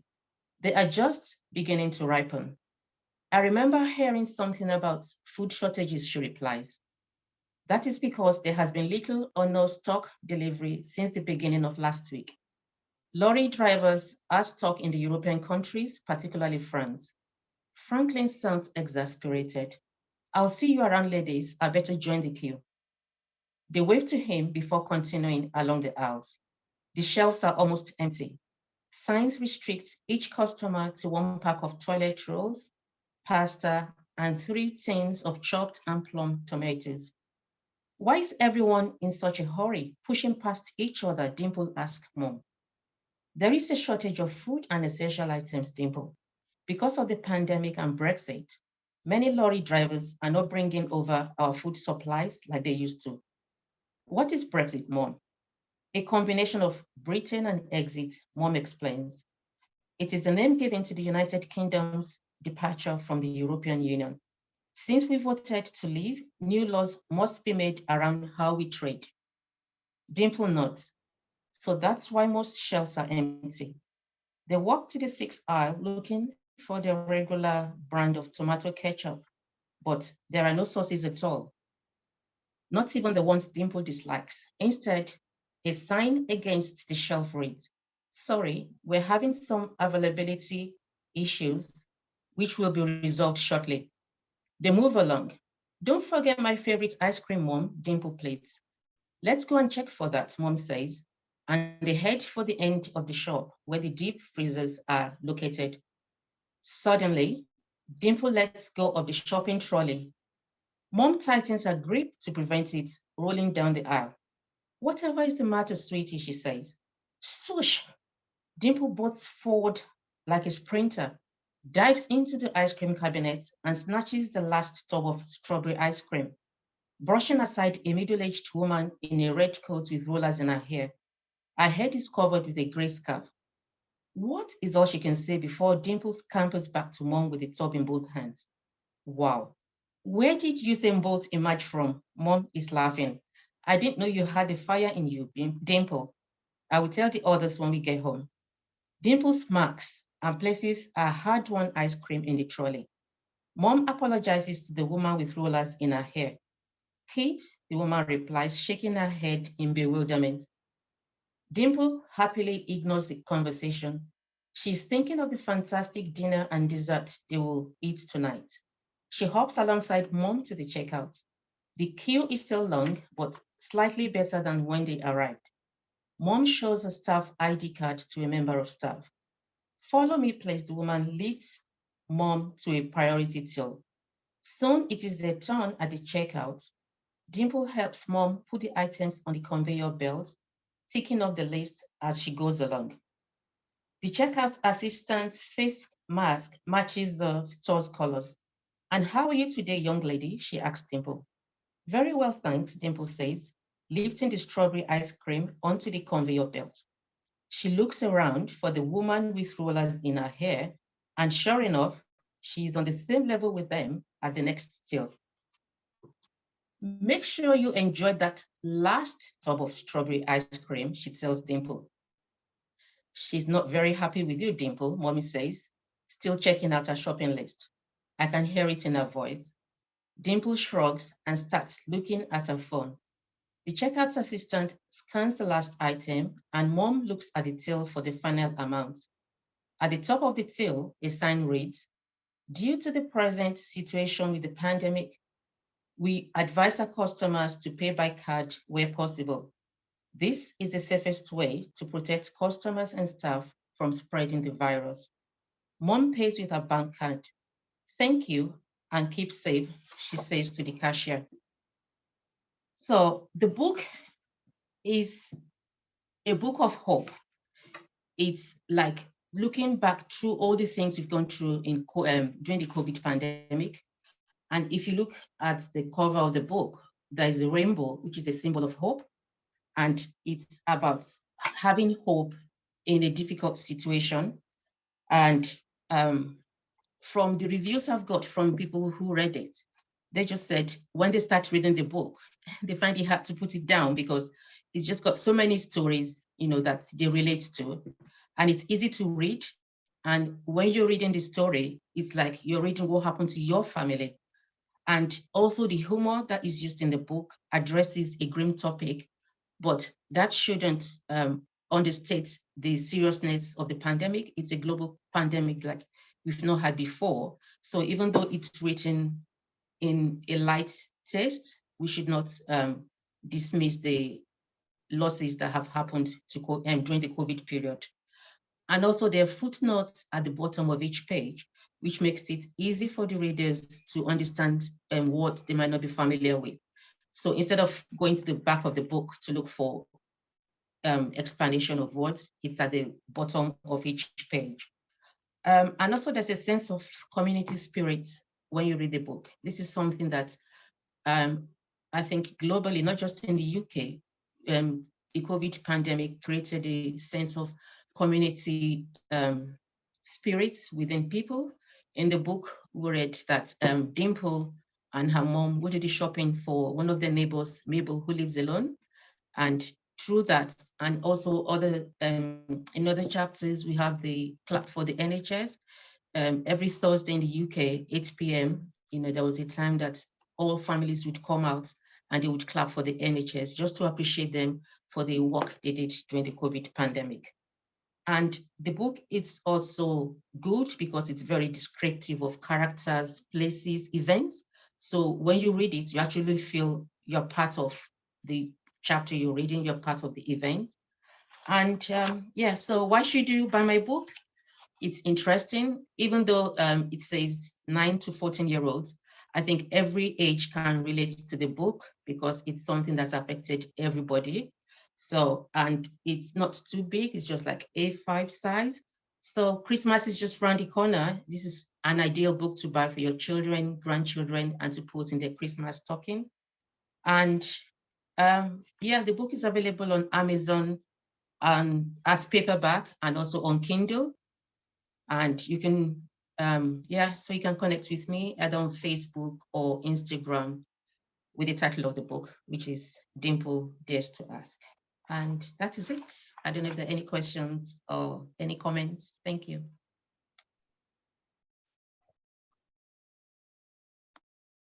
Good evening. Thank you very much, Makonnen, for inviting me on your platform. I'm really grateful. In fact, I'm honored. My name is Eulinda Antoinette Clarke-Akalanne, but I'm popularly known as Antoinette. I was born in Barbados and moved to England when I was 18 years old. My background is I'm a registered nurse, midwife, psychiatric nurse, health visitor, and social worker. And I've worked in all these disciplines in the National Health Service and social services for almost 50 years. Since my retirement in 2007, I studied at the University of Bristol and graduated with a Bachelor of Arts degree in anthropology. That was in 2018. And I will be graduating with a master's degree in Masters of Arts degree in Black Humanities in November this year. In fact, the ceremony is on the 14th of November. I am a Pan-Africanist. My aim is to educate people about African history and African achievements, and to increase pride and confidence in young people about our African descent. Many of them who know nothing at all about these things because they've been educated in the Eurocentric type of education. Now, since the age of 7, I have written poetry, and I published my first anthology of poems called Yuanka in October 2021. That was last year to celebrate my 80th birthday. Can everybody see the book? I hope you can see the book. I've just put it up. Yuanka, my book, contains words of wisdom and insight, which are based on life experiences.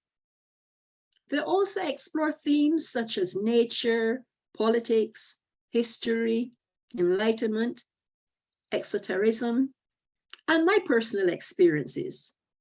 And they also reflect love, loss, hope, war, trauma, culture, relationships, among others. For example, one of the longest poems in my book is The Windrush Generation and the Hostile Environment Bill. I've also written about George Floyd's death, Trump, and other things. Yuanka is intergenerational and contains something for everyone. Listeners of my poetic performances say that they are therapeutic, informative, educational, inspirational, and pleasurable. And those are written on the reviews on the front and back of my book, Yuanka. Yuanka contains 85 poems, which are intergenerational and are suitable for schools, higher education establishment, and personal use. So that's the book again.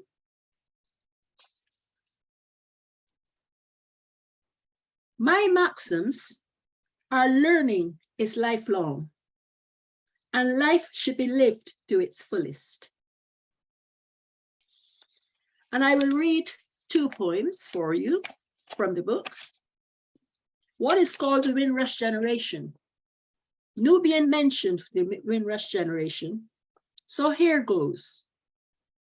Let's look back in history to find the origins of the Windrush mystery. 376 years ago, women, children, and men of African origin were captured and enslaved to work in the Caribbean. These slaves, they became British West Indian citizens who labored for the British plantocracy in their thousands. They tilled the earth, forked, spaded, and hoed, harvesting coffee, cocoa, tobacco, and producing sugar, which was called white gold, that enriched Britain's economy more than 100-fold, financing her commercial and industrial revolution while strengthening and expanding her capitalism. West Indians, they served in the two great wars, soldiering on with patriotism, pride, and deep loyalty to fight and to die for Britain, their mother country. Now, fast forward 72 years ago, they were called to Britain to serve again, to fill job vacancies created by World War II, which many local people deemed undesirable to do. With no hesitation, the migrants came to serve their king and country. They came to the motherland that they adored, a land of hope and bounty. The ship, Empire Windrush, brought the first 492 in the year 1948, Tuesday, June 22. They filled job vacancies like public transport, National Health Service, to which I belonged, and British Rail. Despite having their social and cultural lives curtailed by prejudice, racism, discrimination, hostility, and attacks, like the 1958 and 1959 assaults in Notting Hill by white youth on blacks, and bullied by teddy boys and barred from private housing and flats, with signs which read, "No Irish, no dogs, no blacks." And in 1962, Immigration Act designed to close Britain doors, barring entry to coloureds from British shores. Plus, an election campaign slogan of 1964 that read, "If you want a nigger for a neighbour, vote Labour." And Enoch Powell's Rivers of Blood prophecy in 1968 that hasn't materialised up to today's date. The Windrush migrants never questioned their residential state because they believed their statuses were up to date. These beliefs were reinforced by the Immigration Act 1971 that conferred indefinite leave of stay to them, each and every one. The contributions and jobs these loyal citizens maintained helped to build a global and modern Britain. Theresa May's Hostile Environment Bill of 2013 aimed to reduce net migrations to tens of thousands. This was the dream. It made life in Britain difficult for those without correct documentation and caused many Windrush migrants hardships beyond expectation because some had lost their original passports and or documentation. And caused many Windrush migrants hardships beyond expectation because many had lost their original passports and documentation. And to crown it all, in 2009, by Home Office instruction, their landing cards and records went to destruction. Excuse me. This resulted in many of them being declared illegal immigrants, despite their paying their taxes and national insurances. Some had their driving licenses revoked. Others were sacked from their jobs and left destitute and broke. Some were evicted from home and left on the streets to rough sleep and roam. Bank accounts were frozen and salaries denied. From these experiences, some tragically died. All because of the Hostile Environment Bill that psychologically maims and sometimes physically kills. Some Windrush migrants were deported. Others were denied re-entry to Britain while at the airports they reported. Some people's pensions were stopped and others had health care suspended or completely dropped. Some families were split and separated. Some individuals were incarcerated or repatriated. The traumas of the Hostile Environment Bill are too numerous to mention here, but some include despair, depression, dread, and fear. Suffice it to say, some experience extreme calamity, deep mental scars, and total disharmony. Thanks to pressure groups, The Windrush scandal is being addressed. By December 2018, more than 3,000 Windrush migrants had their British citizenships reinstated. Windrush experiences are not all doom and gloom. There are lots of successful stories with glitter and boom. But I recite these on another occasion because it's time for me to leave this podium. But before I go, I ask what happens next now that we have Brexit, the Nationality Bill, and Prime Minister Liz Truss.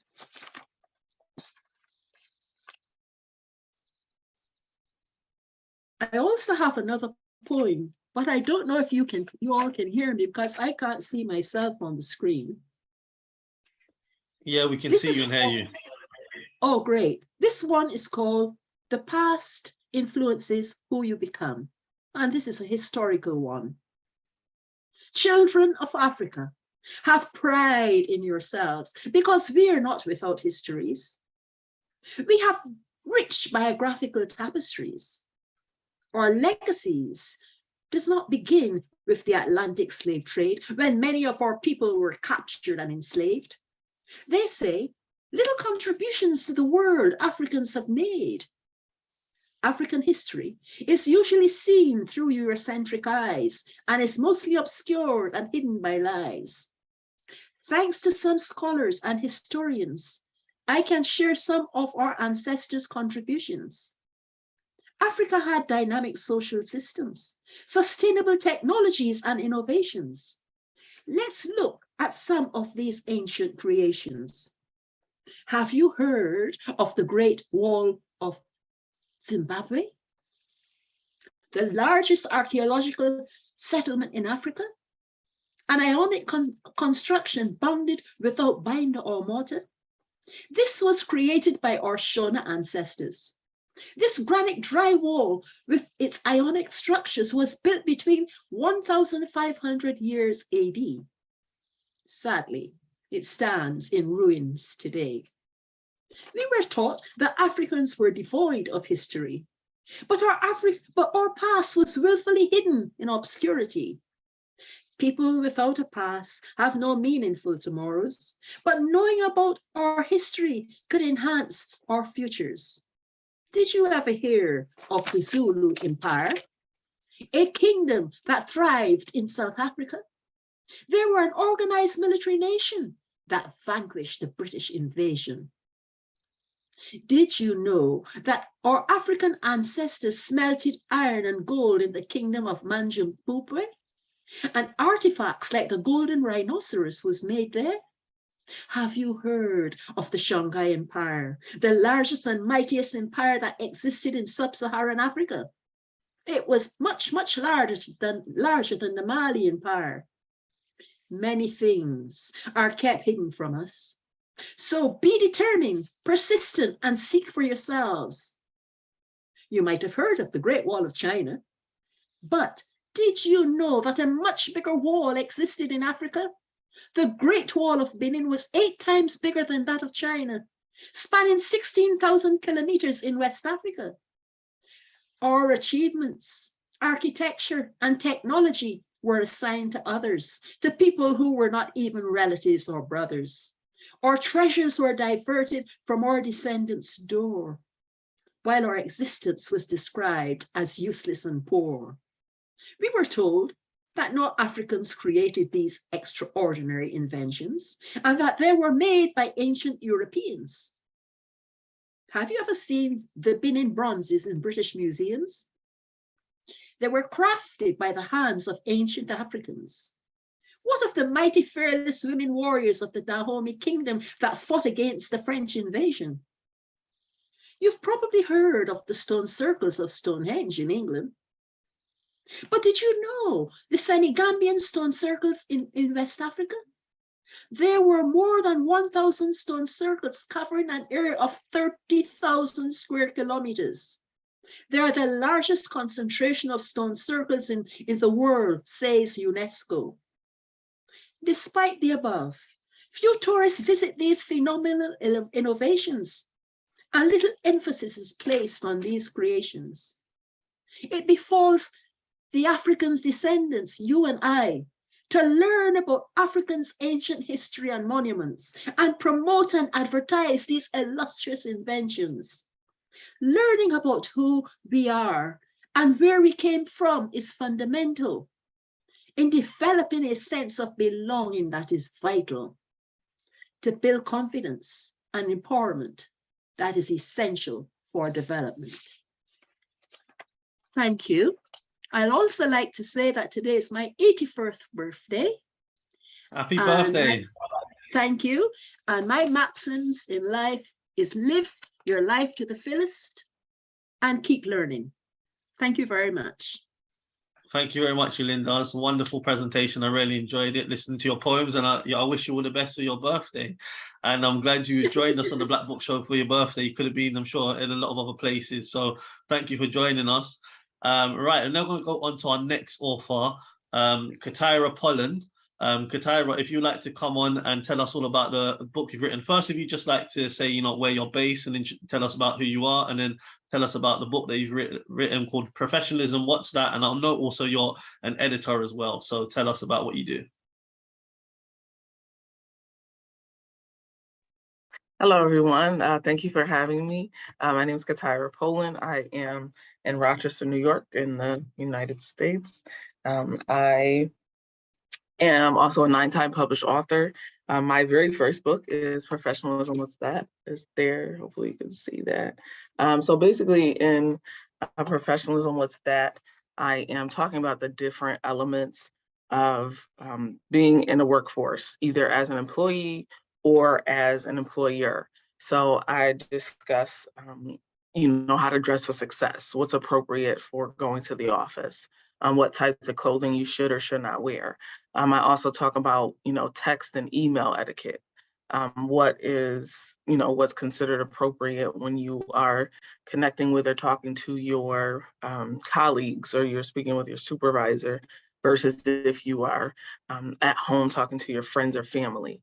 My favorite chapter is code switching, which some of you may be familiar with, but basically that is when you are expected to adjust who you are based on either who you're with or the environment that you're in, and things like that. So like some of the things I talk about are like hair code switching, especially with those of us with kinkier textures. There's this expectation that we're supposed to straighten it or relax it or hide it or things like that. So in the code switching chapter, I'm talking about, you know, the cons of code switching. I also talk about the benefits, but that's something that is widely spoken about. And I think we're now getting more into how detrimental it can be to tell people that who they are naturally is not good enough for the workplace, or it's not good enough for the business or where they are. So in that chapter, it was important for me to recognize that it can be very painful to have to code switch or be forced to code switch, you know, even something like an accent. I know someone who is from Puerto Rico, and she actually took a class to unlearn and get rid of her accent because she was teased about it. And it became an issue in the workplace. It became an issue when she was in school. So in addition to topics like code switching, I also, you know, talk about like resumes and cover letters. But again, my favorite chapter is code switching. So I spent some time talking about that. But again, the book is really for those who are like maybe new to the workforce and don't really know what to expect or what their colleagues or their supervisor might expect, how they would expect them to act or sound, things like that. But I just wanted to put that together for those who were curious about that and maybe lack that knowledge. So that's why I wrote the book, really as an introduction to that world, to make people feel more comfortable, but also recognize, you know, there's cons to the professionalism and it's biased. There's lots of bias there. So I also wanted to recognize that. So that was my first book. And as I shared, I've been in a few anthologies. My second book is Dear August, Love August. That's a book of poetry. I won't spend too much time there. So I'll go ahead and transition to Love for Words, which is my editing and copywriting boutique. But I primarily work with other Black authors, and my goal was to close the gap between Black authors and Black editors. There are several clients I've worked with who, you know, were scarred by working with non-Black editors who didn't understand their manuscript. They didn't appreciate the language they were using, whether it was like, African-American vernacular or Ebonics or, Patois or all the other different types of Black languages that are out there. The editors, didn't know what it was. They didn't care what it was. And some of the clients felt that the white editors didn't appreciate what they were saying and didn't value it. And because of that, the editors were judging the authors instead of focusing on the content of their manuscript. So I wanted to be a part of, again, closing that gap and making sure that when Black authors tell their stories, they're working with editors who can relate and who have the respect and the love for the culture. So that, again, they feel heard, they feel respected, and not like they're handing over their manuscript to someone who is, changing everything and not respecting their original voice. So I started Love for Words in 2017.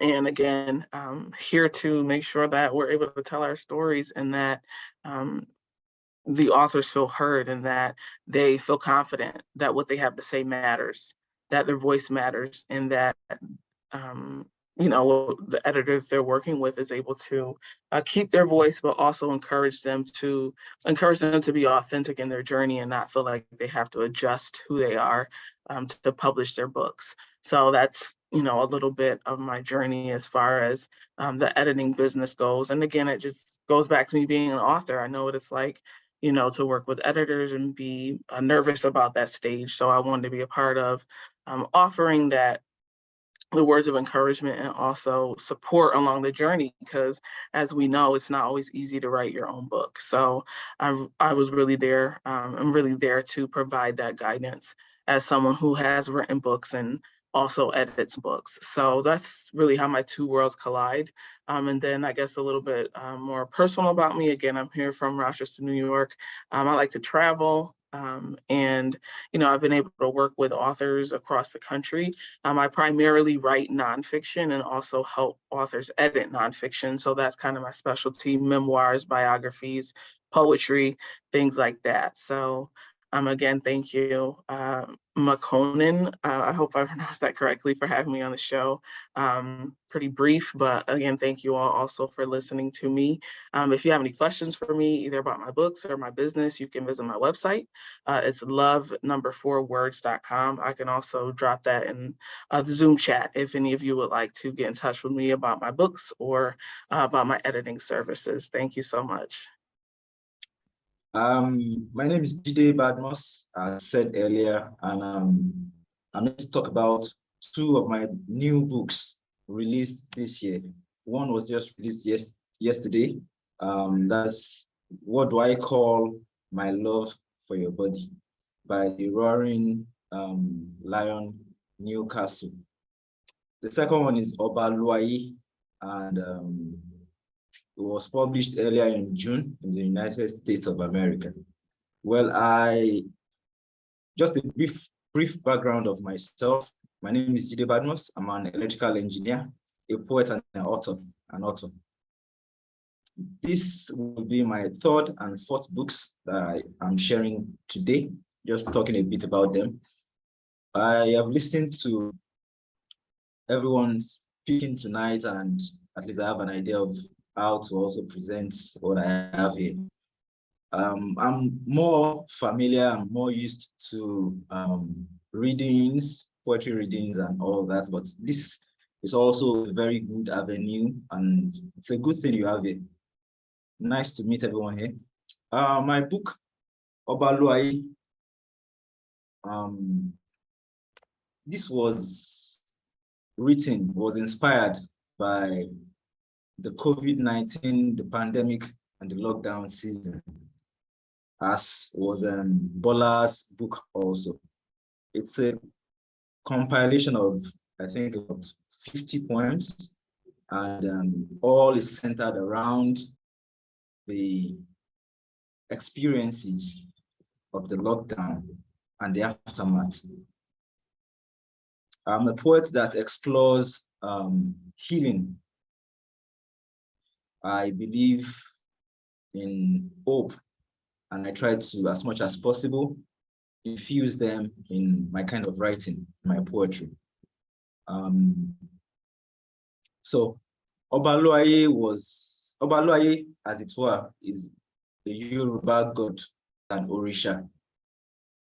It's the god of plagues and healing. So it's like a two-edged sword. It's the one that releases the plague to earth, and is also the one that has the antidote.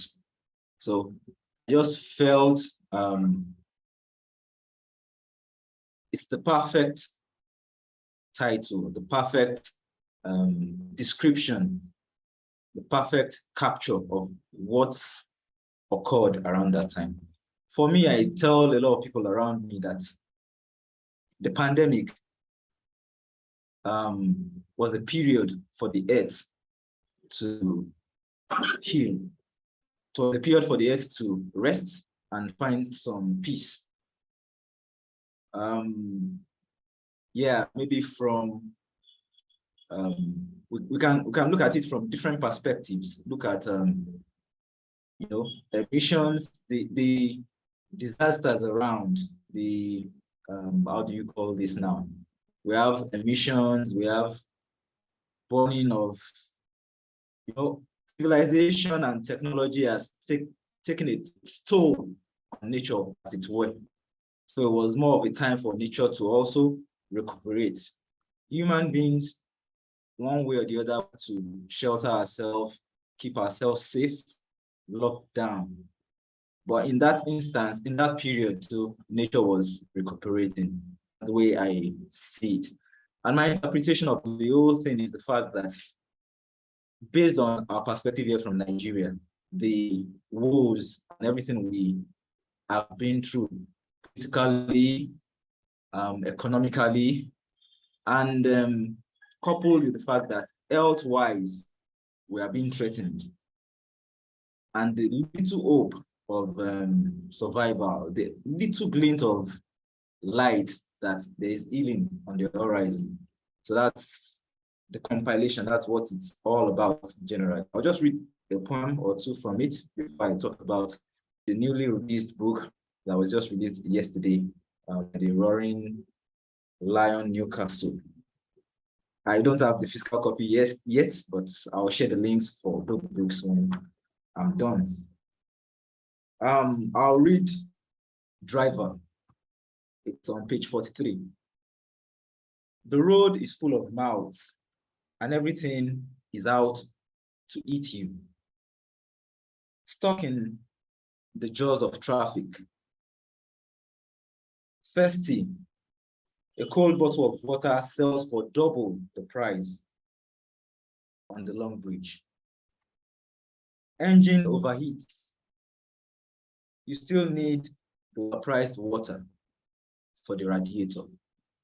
And when you think you have broken free of traffic, the police palms open like tight bags and potholed altars. The road is full of mouths and everything is out to eat you. I'll read Quiet. This was written in the very middle of the pandemic.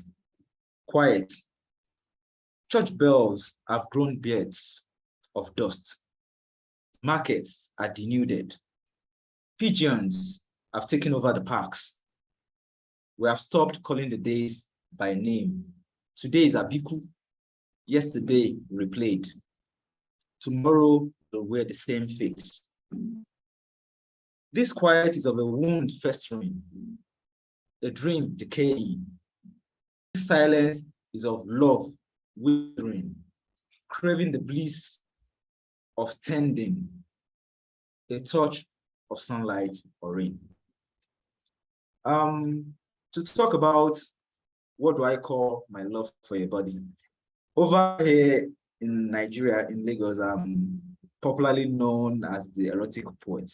So it came about, I was doing like how do you call this now? An appraisal of myself. And I spoke to a friend who is also like a life coach. I was on a project in Abuja, so I had to leave home. So I was just trying to, anytime I need to travel like that for projects, I stay a long time. So I try to catch up with old friends in those cities. So I caught up with my friend, who's a life coach, and I just asked him about myself, about my writing. And he asked me a simple question. He said, what will you write, Jide, that without you putting your name on it, someone maybe in the UK or in the US or in Canada will read, and the first person that comes to their mind is you? And I thought about it, and I threw it open to, I sent messages to a couple of my friends, a few of my friends on WhatsApp, and all of them came back with the response of romance, love, romance, love. And I'm like, well, I don't even like to read those kind of stuff. Yes, I know I have a hint of love in everything I put out there, but I'm more of the sensual poet. So I honed on that, and ever since I discovered it's a strength. It's a topic, the Eros is a topic that many shy away from, that the public seem not to want to talk about. But like I said, I promote healing, and one of the greatest healer is pleasing the senses, the sense of audio, the sense of touch, sense of feel, you know. The sensual, the erotic is a great medium to, it's a great therapy.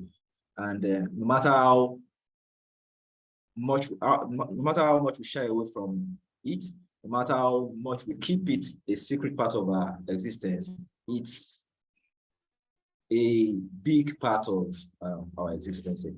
So what do I call my love for your body is actually a collection of 60 poems, I think, or 50 poems that's surrounded around the human body, promoting positive stuffs about the body. I have noticed that almost in everything you look at, almost in everything that surrounds us as human beings, you find things that point to the erotic, things that allude to sex and love and affection. And the collection of poems in this book interrogates the body as a poem, you know, as a literary object, as nature, you know, it explores nature as a work of art and as music. And more importantly, looking at everything around us as war. You know, I'm popularly called Jagunlabi based on the fact that I had a local Yoruba poem to Jagunlabi. It's my first Yoruba poem. I'm a Yoruba man, and a Yoruba erotic poem. So it became a nickname for me. And Jagunlabi just means a warrior. So I approached the sensual, the erotic, from the aspect of war, looking at everything around us, the Ukrainian war, the chaos in Nigeria with, you know, bandits, kidnapping and all of that. So the erotic can be found almost in everything that surrounds us. I would just like to read, if I still have time, a couple of poems from these two, just to make us have a feel of what the book looks like. I'll be reading Bandits, and it goes thus. These feelings roam the streets of my body.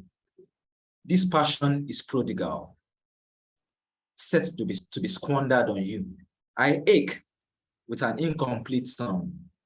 Your laughter is balm, but the melody I seek is not in the vocal honey springing from your tongue.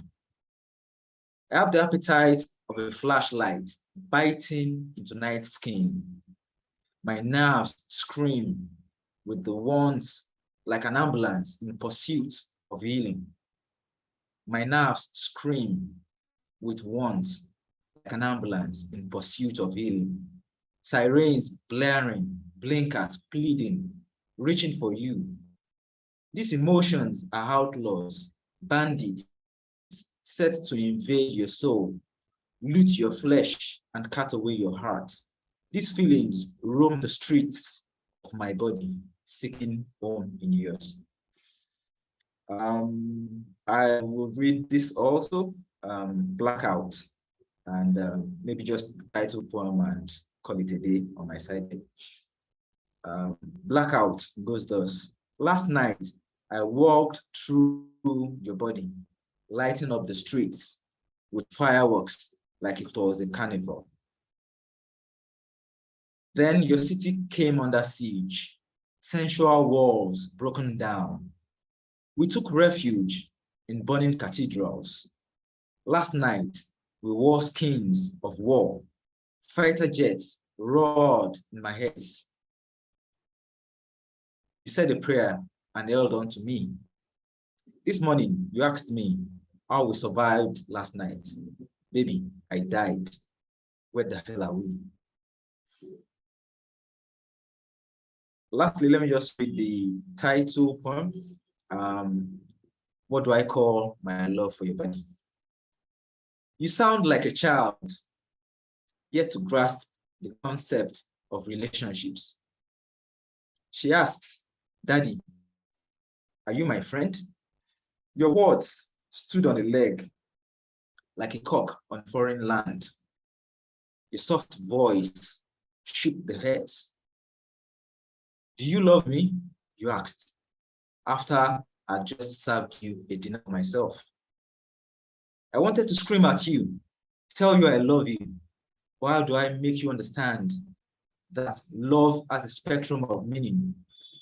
Yes, I love you, but what else do I call my love for your body? Thank you. I'll share the links to both books in the chat, and thanks for this great opportunity to meet with you. Good morning, everyone. As I say, I'm Carolyn Coleman, and I'm from Birmingham, Alabama. And I am a nurse by profession and turned author. And I have enjoyed the journey thus far. I have written fiction, was the beginning of my journey, and I found it to be very cathartic. And I created this character, Gentry, and I have enjoyed working with Gentry and moving her through the process, so to speak. I'm a part of an anthology, and we were #1 bestseller on Amazon for inspiration. And that book is titled The Breaking Point, When Life Requires a Shift. And it was a collaboration of about 20 authors and compiled by Paulette Parker.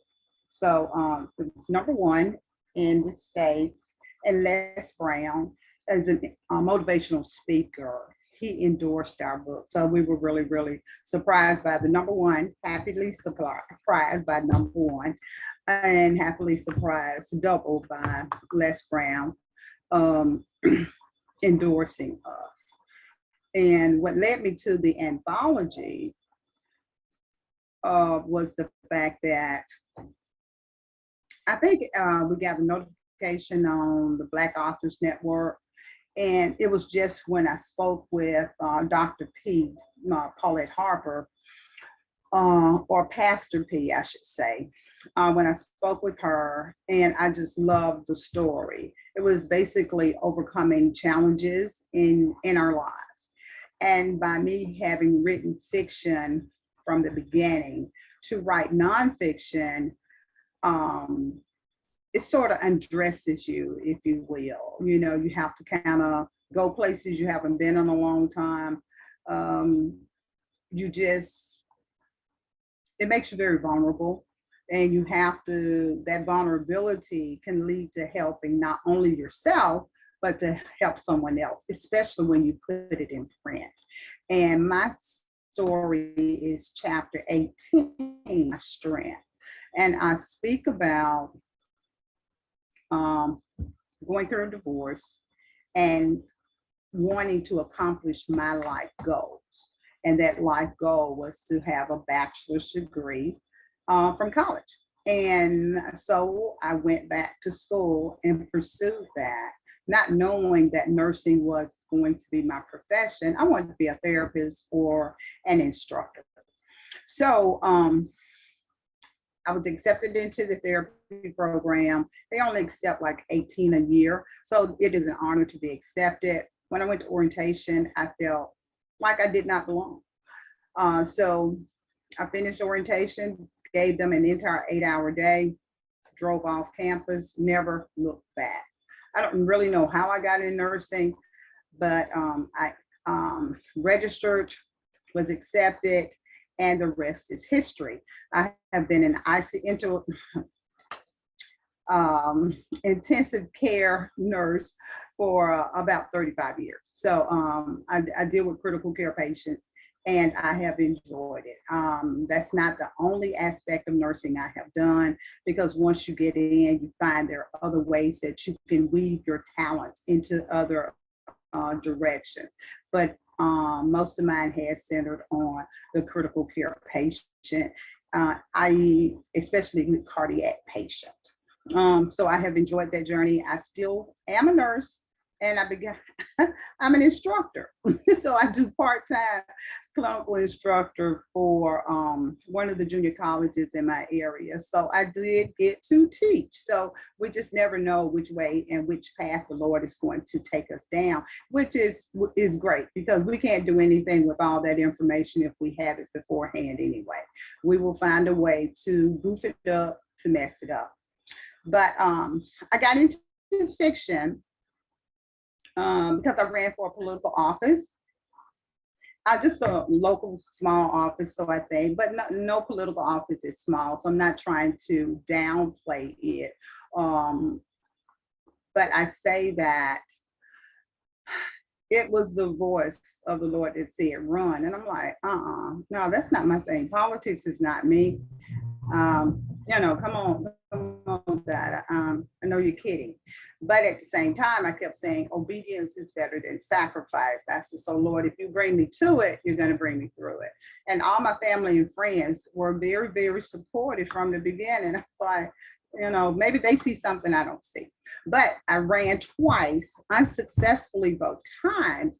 And I asked God, why did you have me to do this? And I'm okay with it, but he has shown me it opens up other opportunities. People get to see you, they get to know you, they invite you to do other things. And one thing I have come out of that is being on our local library board, which is great, because I had never been a part of a municipal board at that time. I had been on other boards in nursing, but in a hospital, but never that. So it's been interesting to learn to do. The dynamics of people are the same, whether it is healthcare or whether it is business, it is the same. So you bring the skills that you have to help you along the way. I started writing to release, because if anybody has ever ran for any office or petition for anything, you put your whole self out there. You're shaking hands, you're knocking on doors, you're pushing push cards so people will get to know you. You're putting your platform out there, you're speaking before people. So that can be a very draining process. I ran a clean race. Let's always keep that in the forefront, because there was no reason for me to be negative. I'm not a negative individual by nature, so I'm not going to play dirty politics, but I can see why people do it. I don't understand it, but I see why people do it. So I would come home in the evening after a couple of hours of being on the political trail, and a friend of mine, which she's a nurse, and she came in one day. I'm now a published author. I said, oh, I've always wanted to do that. I've always wanted to write. I've been wanting to write since I was a teenager, because I've always read across all genres. And so she was like, you can do it, Miss Carolyn, you can do it, right? So I started writing. I found it to be very cathartic. It truly was a stress releaser, and that was stress. I did not write about politics. Like I said, my feature character is Gentry. So it's soft romance, and it's about her overcoming heartbreak and learning to live again. And in that process, we don't go through anything in life, just like the person before me with her breast cancer and telling us her journey. It's not just her journey. When you share your journey, small or large, you help someone else. You're spreading the word on how someone else can overcome, or how to be more healthy. And as a healthcare person who works in healthcare, I'm all about teaching. I'm all about reaching out. So that's what you do with your hurt, with your disappointments, with your anguish. You are able to help someone else that comes behind you. Just like having my student, I resonate with them because I've been a student myself. You know, I don't mind talking to them. They don't mind talking to me. So I am a mentor as well to students, past and present. Some still call me, some still text me, some reach out to me on Facebook to help them with their medical career. When they're feeling down, how to process this, how to write a paper, I'm always available to them. I probably need to start charging, but that's what I do. My latest book, now, you know, I had to write something about nursing with all this career that I have. And it is The Stethoscope is for More Than Listening. And it is fictional. Truth is stranger than fiction. I used to always tell the people that I work with, I was going to write a book about nursing, about hospital, about healthcare. And it, you know, it's basically one and the same. And I would say, who wants chapter 2? Because I definitely have chapter 1. So it was a joke, but I meant what I said. I just never knew when I would do it. So I took the time after creating Gentry and doing several books. And Gentry, this is the 5th installation of Gentry. She changes careers and becomes a nurse. So I wrote about that and some of the things. The stethoscope is for more than listening. We know the stethoscope is an instrument that listens to heart, you know, your abdomen, your lungs, you know. So when you have a stethoscope as a healthcare provider, you know, that's a sign that you have arrived. So you use your stethoscope, you know, when people see that draped across your neck, they're like, oh, you know, that's kind of like a badge of honor. So it's for more than listening to the patient, because patients will tell nurses things they will not tell their doctors. We see things that a lot of times physicians do not see. Nobody can be in the same place at all times. But I guess that's the things they never told you would happen. We're judge, jury, police officers, to the families, to each other, because people will come to you and want you to solve their legal problems. And you just get so much, you get inundated. So you learn how to talk with people, you learn how to help them to decipher what's important and what can wait. So you have to have that listening ear, you have to be patient. Even though it is fiction and it talks about the antics of people, and some of them are some shake your head moments, you can best believe some of this information lends to a little bit of truth, okay? My information can be found on my website, which is cpwbookshelf.com, cpwbookshelf.com. And I have to hesitate because I had to get that website reformatted. I want to thank Makonnen for this platform. I have enjoyed meeting and working with you, Makonnen. I really, really have. And I have been invited to participate in another anthology. And I have started writing on that. So Makonnen, I'm sure we'll touch base again in the future. I love your platform. I love the variety of people you have. I love these awesome, talented people that you have on your platform. I didn't realize, I inboxed one of them. I was like, hey, I'm from Birmingham too, the first speaker we had. So even though you guys are from the UK, from Canada, Birmingham, we are all family, we are all neighbors, and I can't thank Makonnen enough. I give kudos to Makonnen. I give kudos to Pastor P. Asada Kirkland. I was in the metaverse with the Soulful Chicago Book Fair, and that pushed me out of my comfort zone to start doing interviews and promoting my book. So to the three of you guys, kudos, kudos, kudos. Please, I will put my my website in the chat. Just reach out to me. I have a special going with my books. If you buy the entire collection of Gentry, you get a $25 Amazon gift card. So it's a win-win. The anthology has been great. It pushed me out as well. So I'm just real thankful to be on this journey. And again, Makonnen, not trying to embarrass you, but thank you so much for your platform.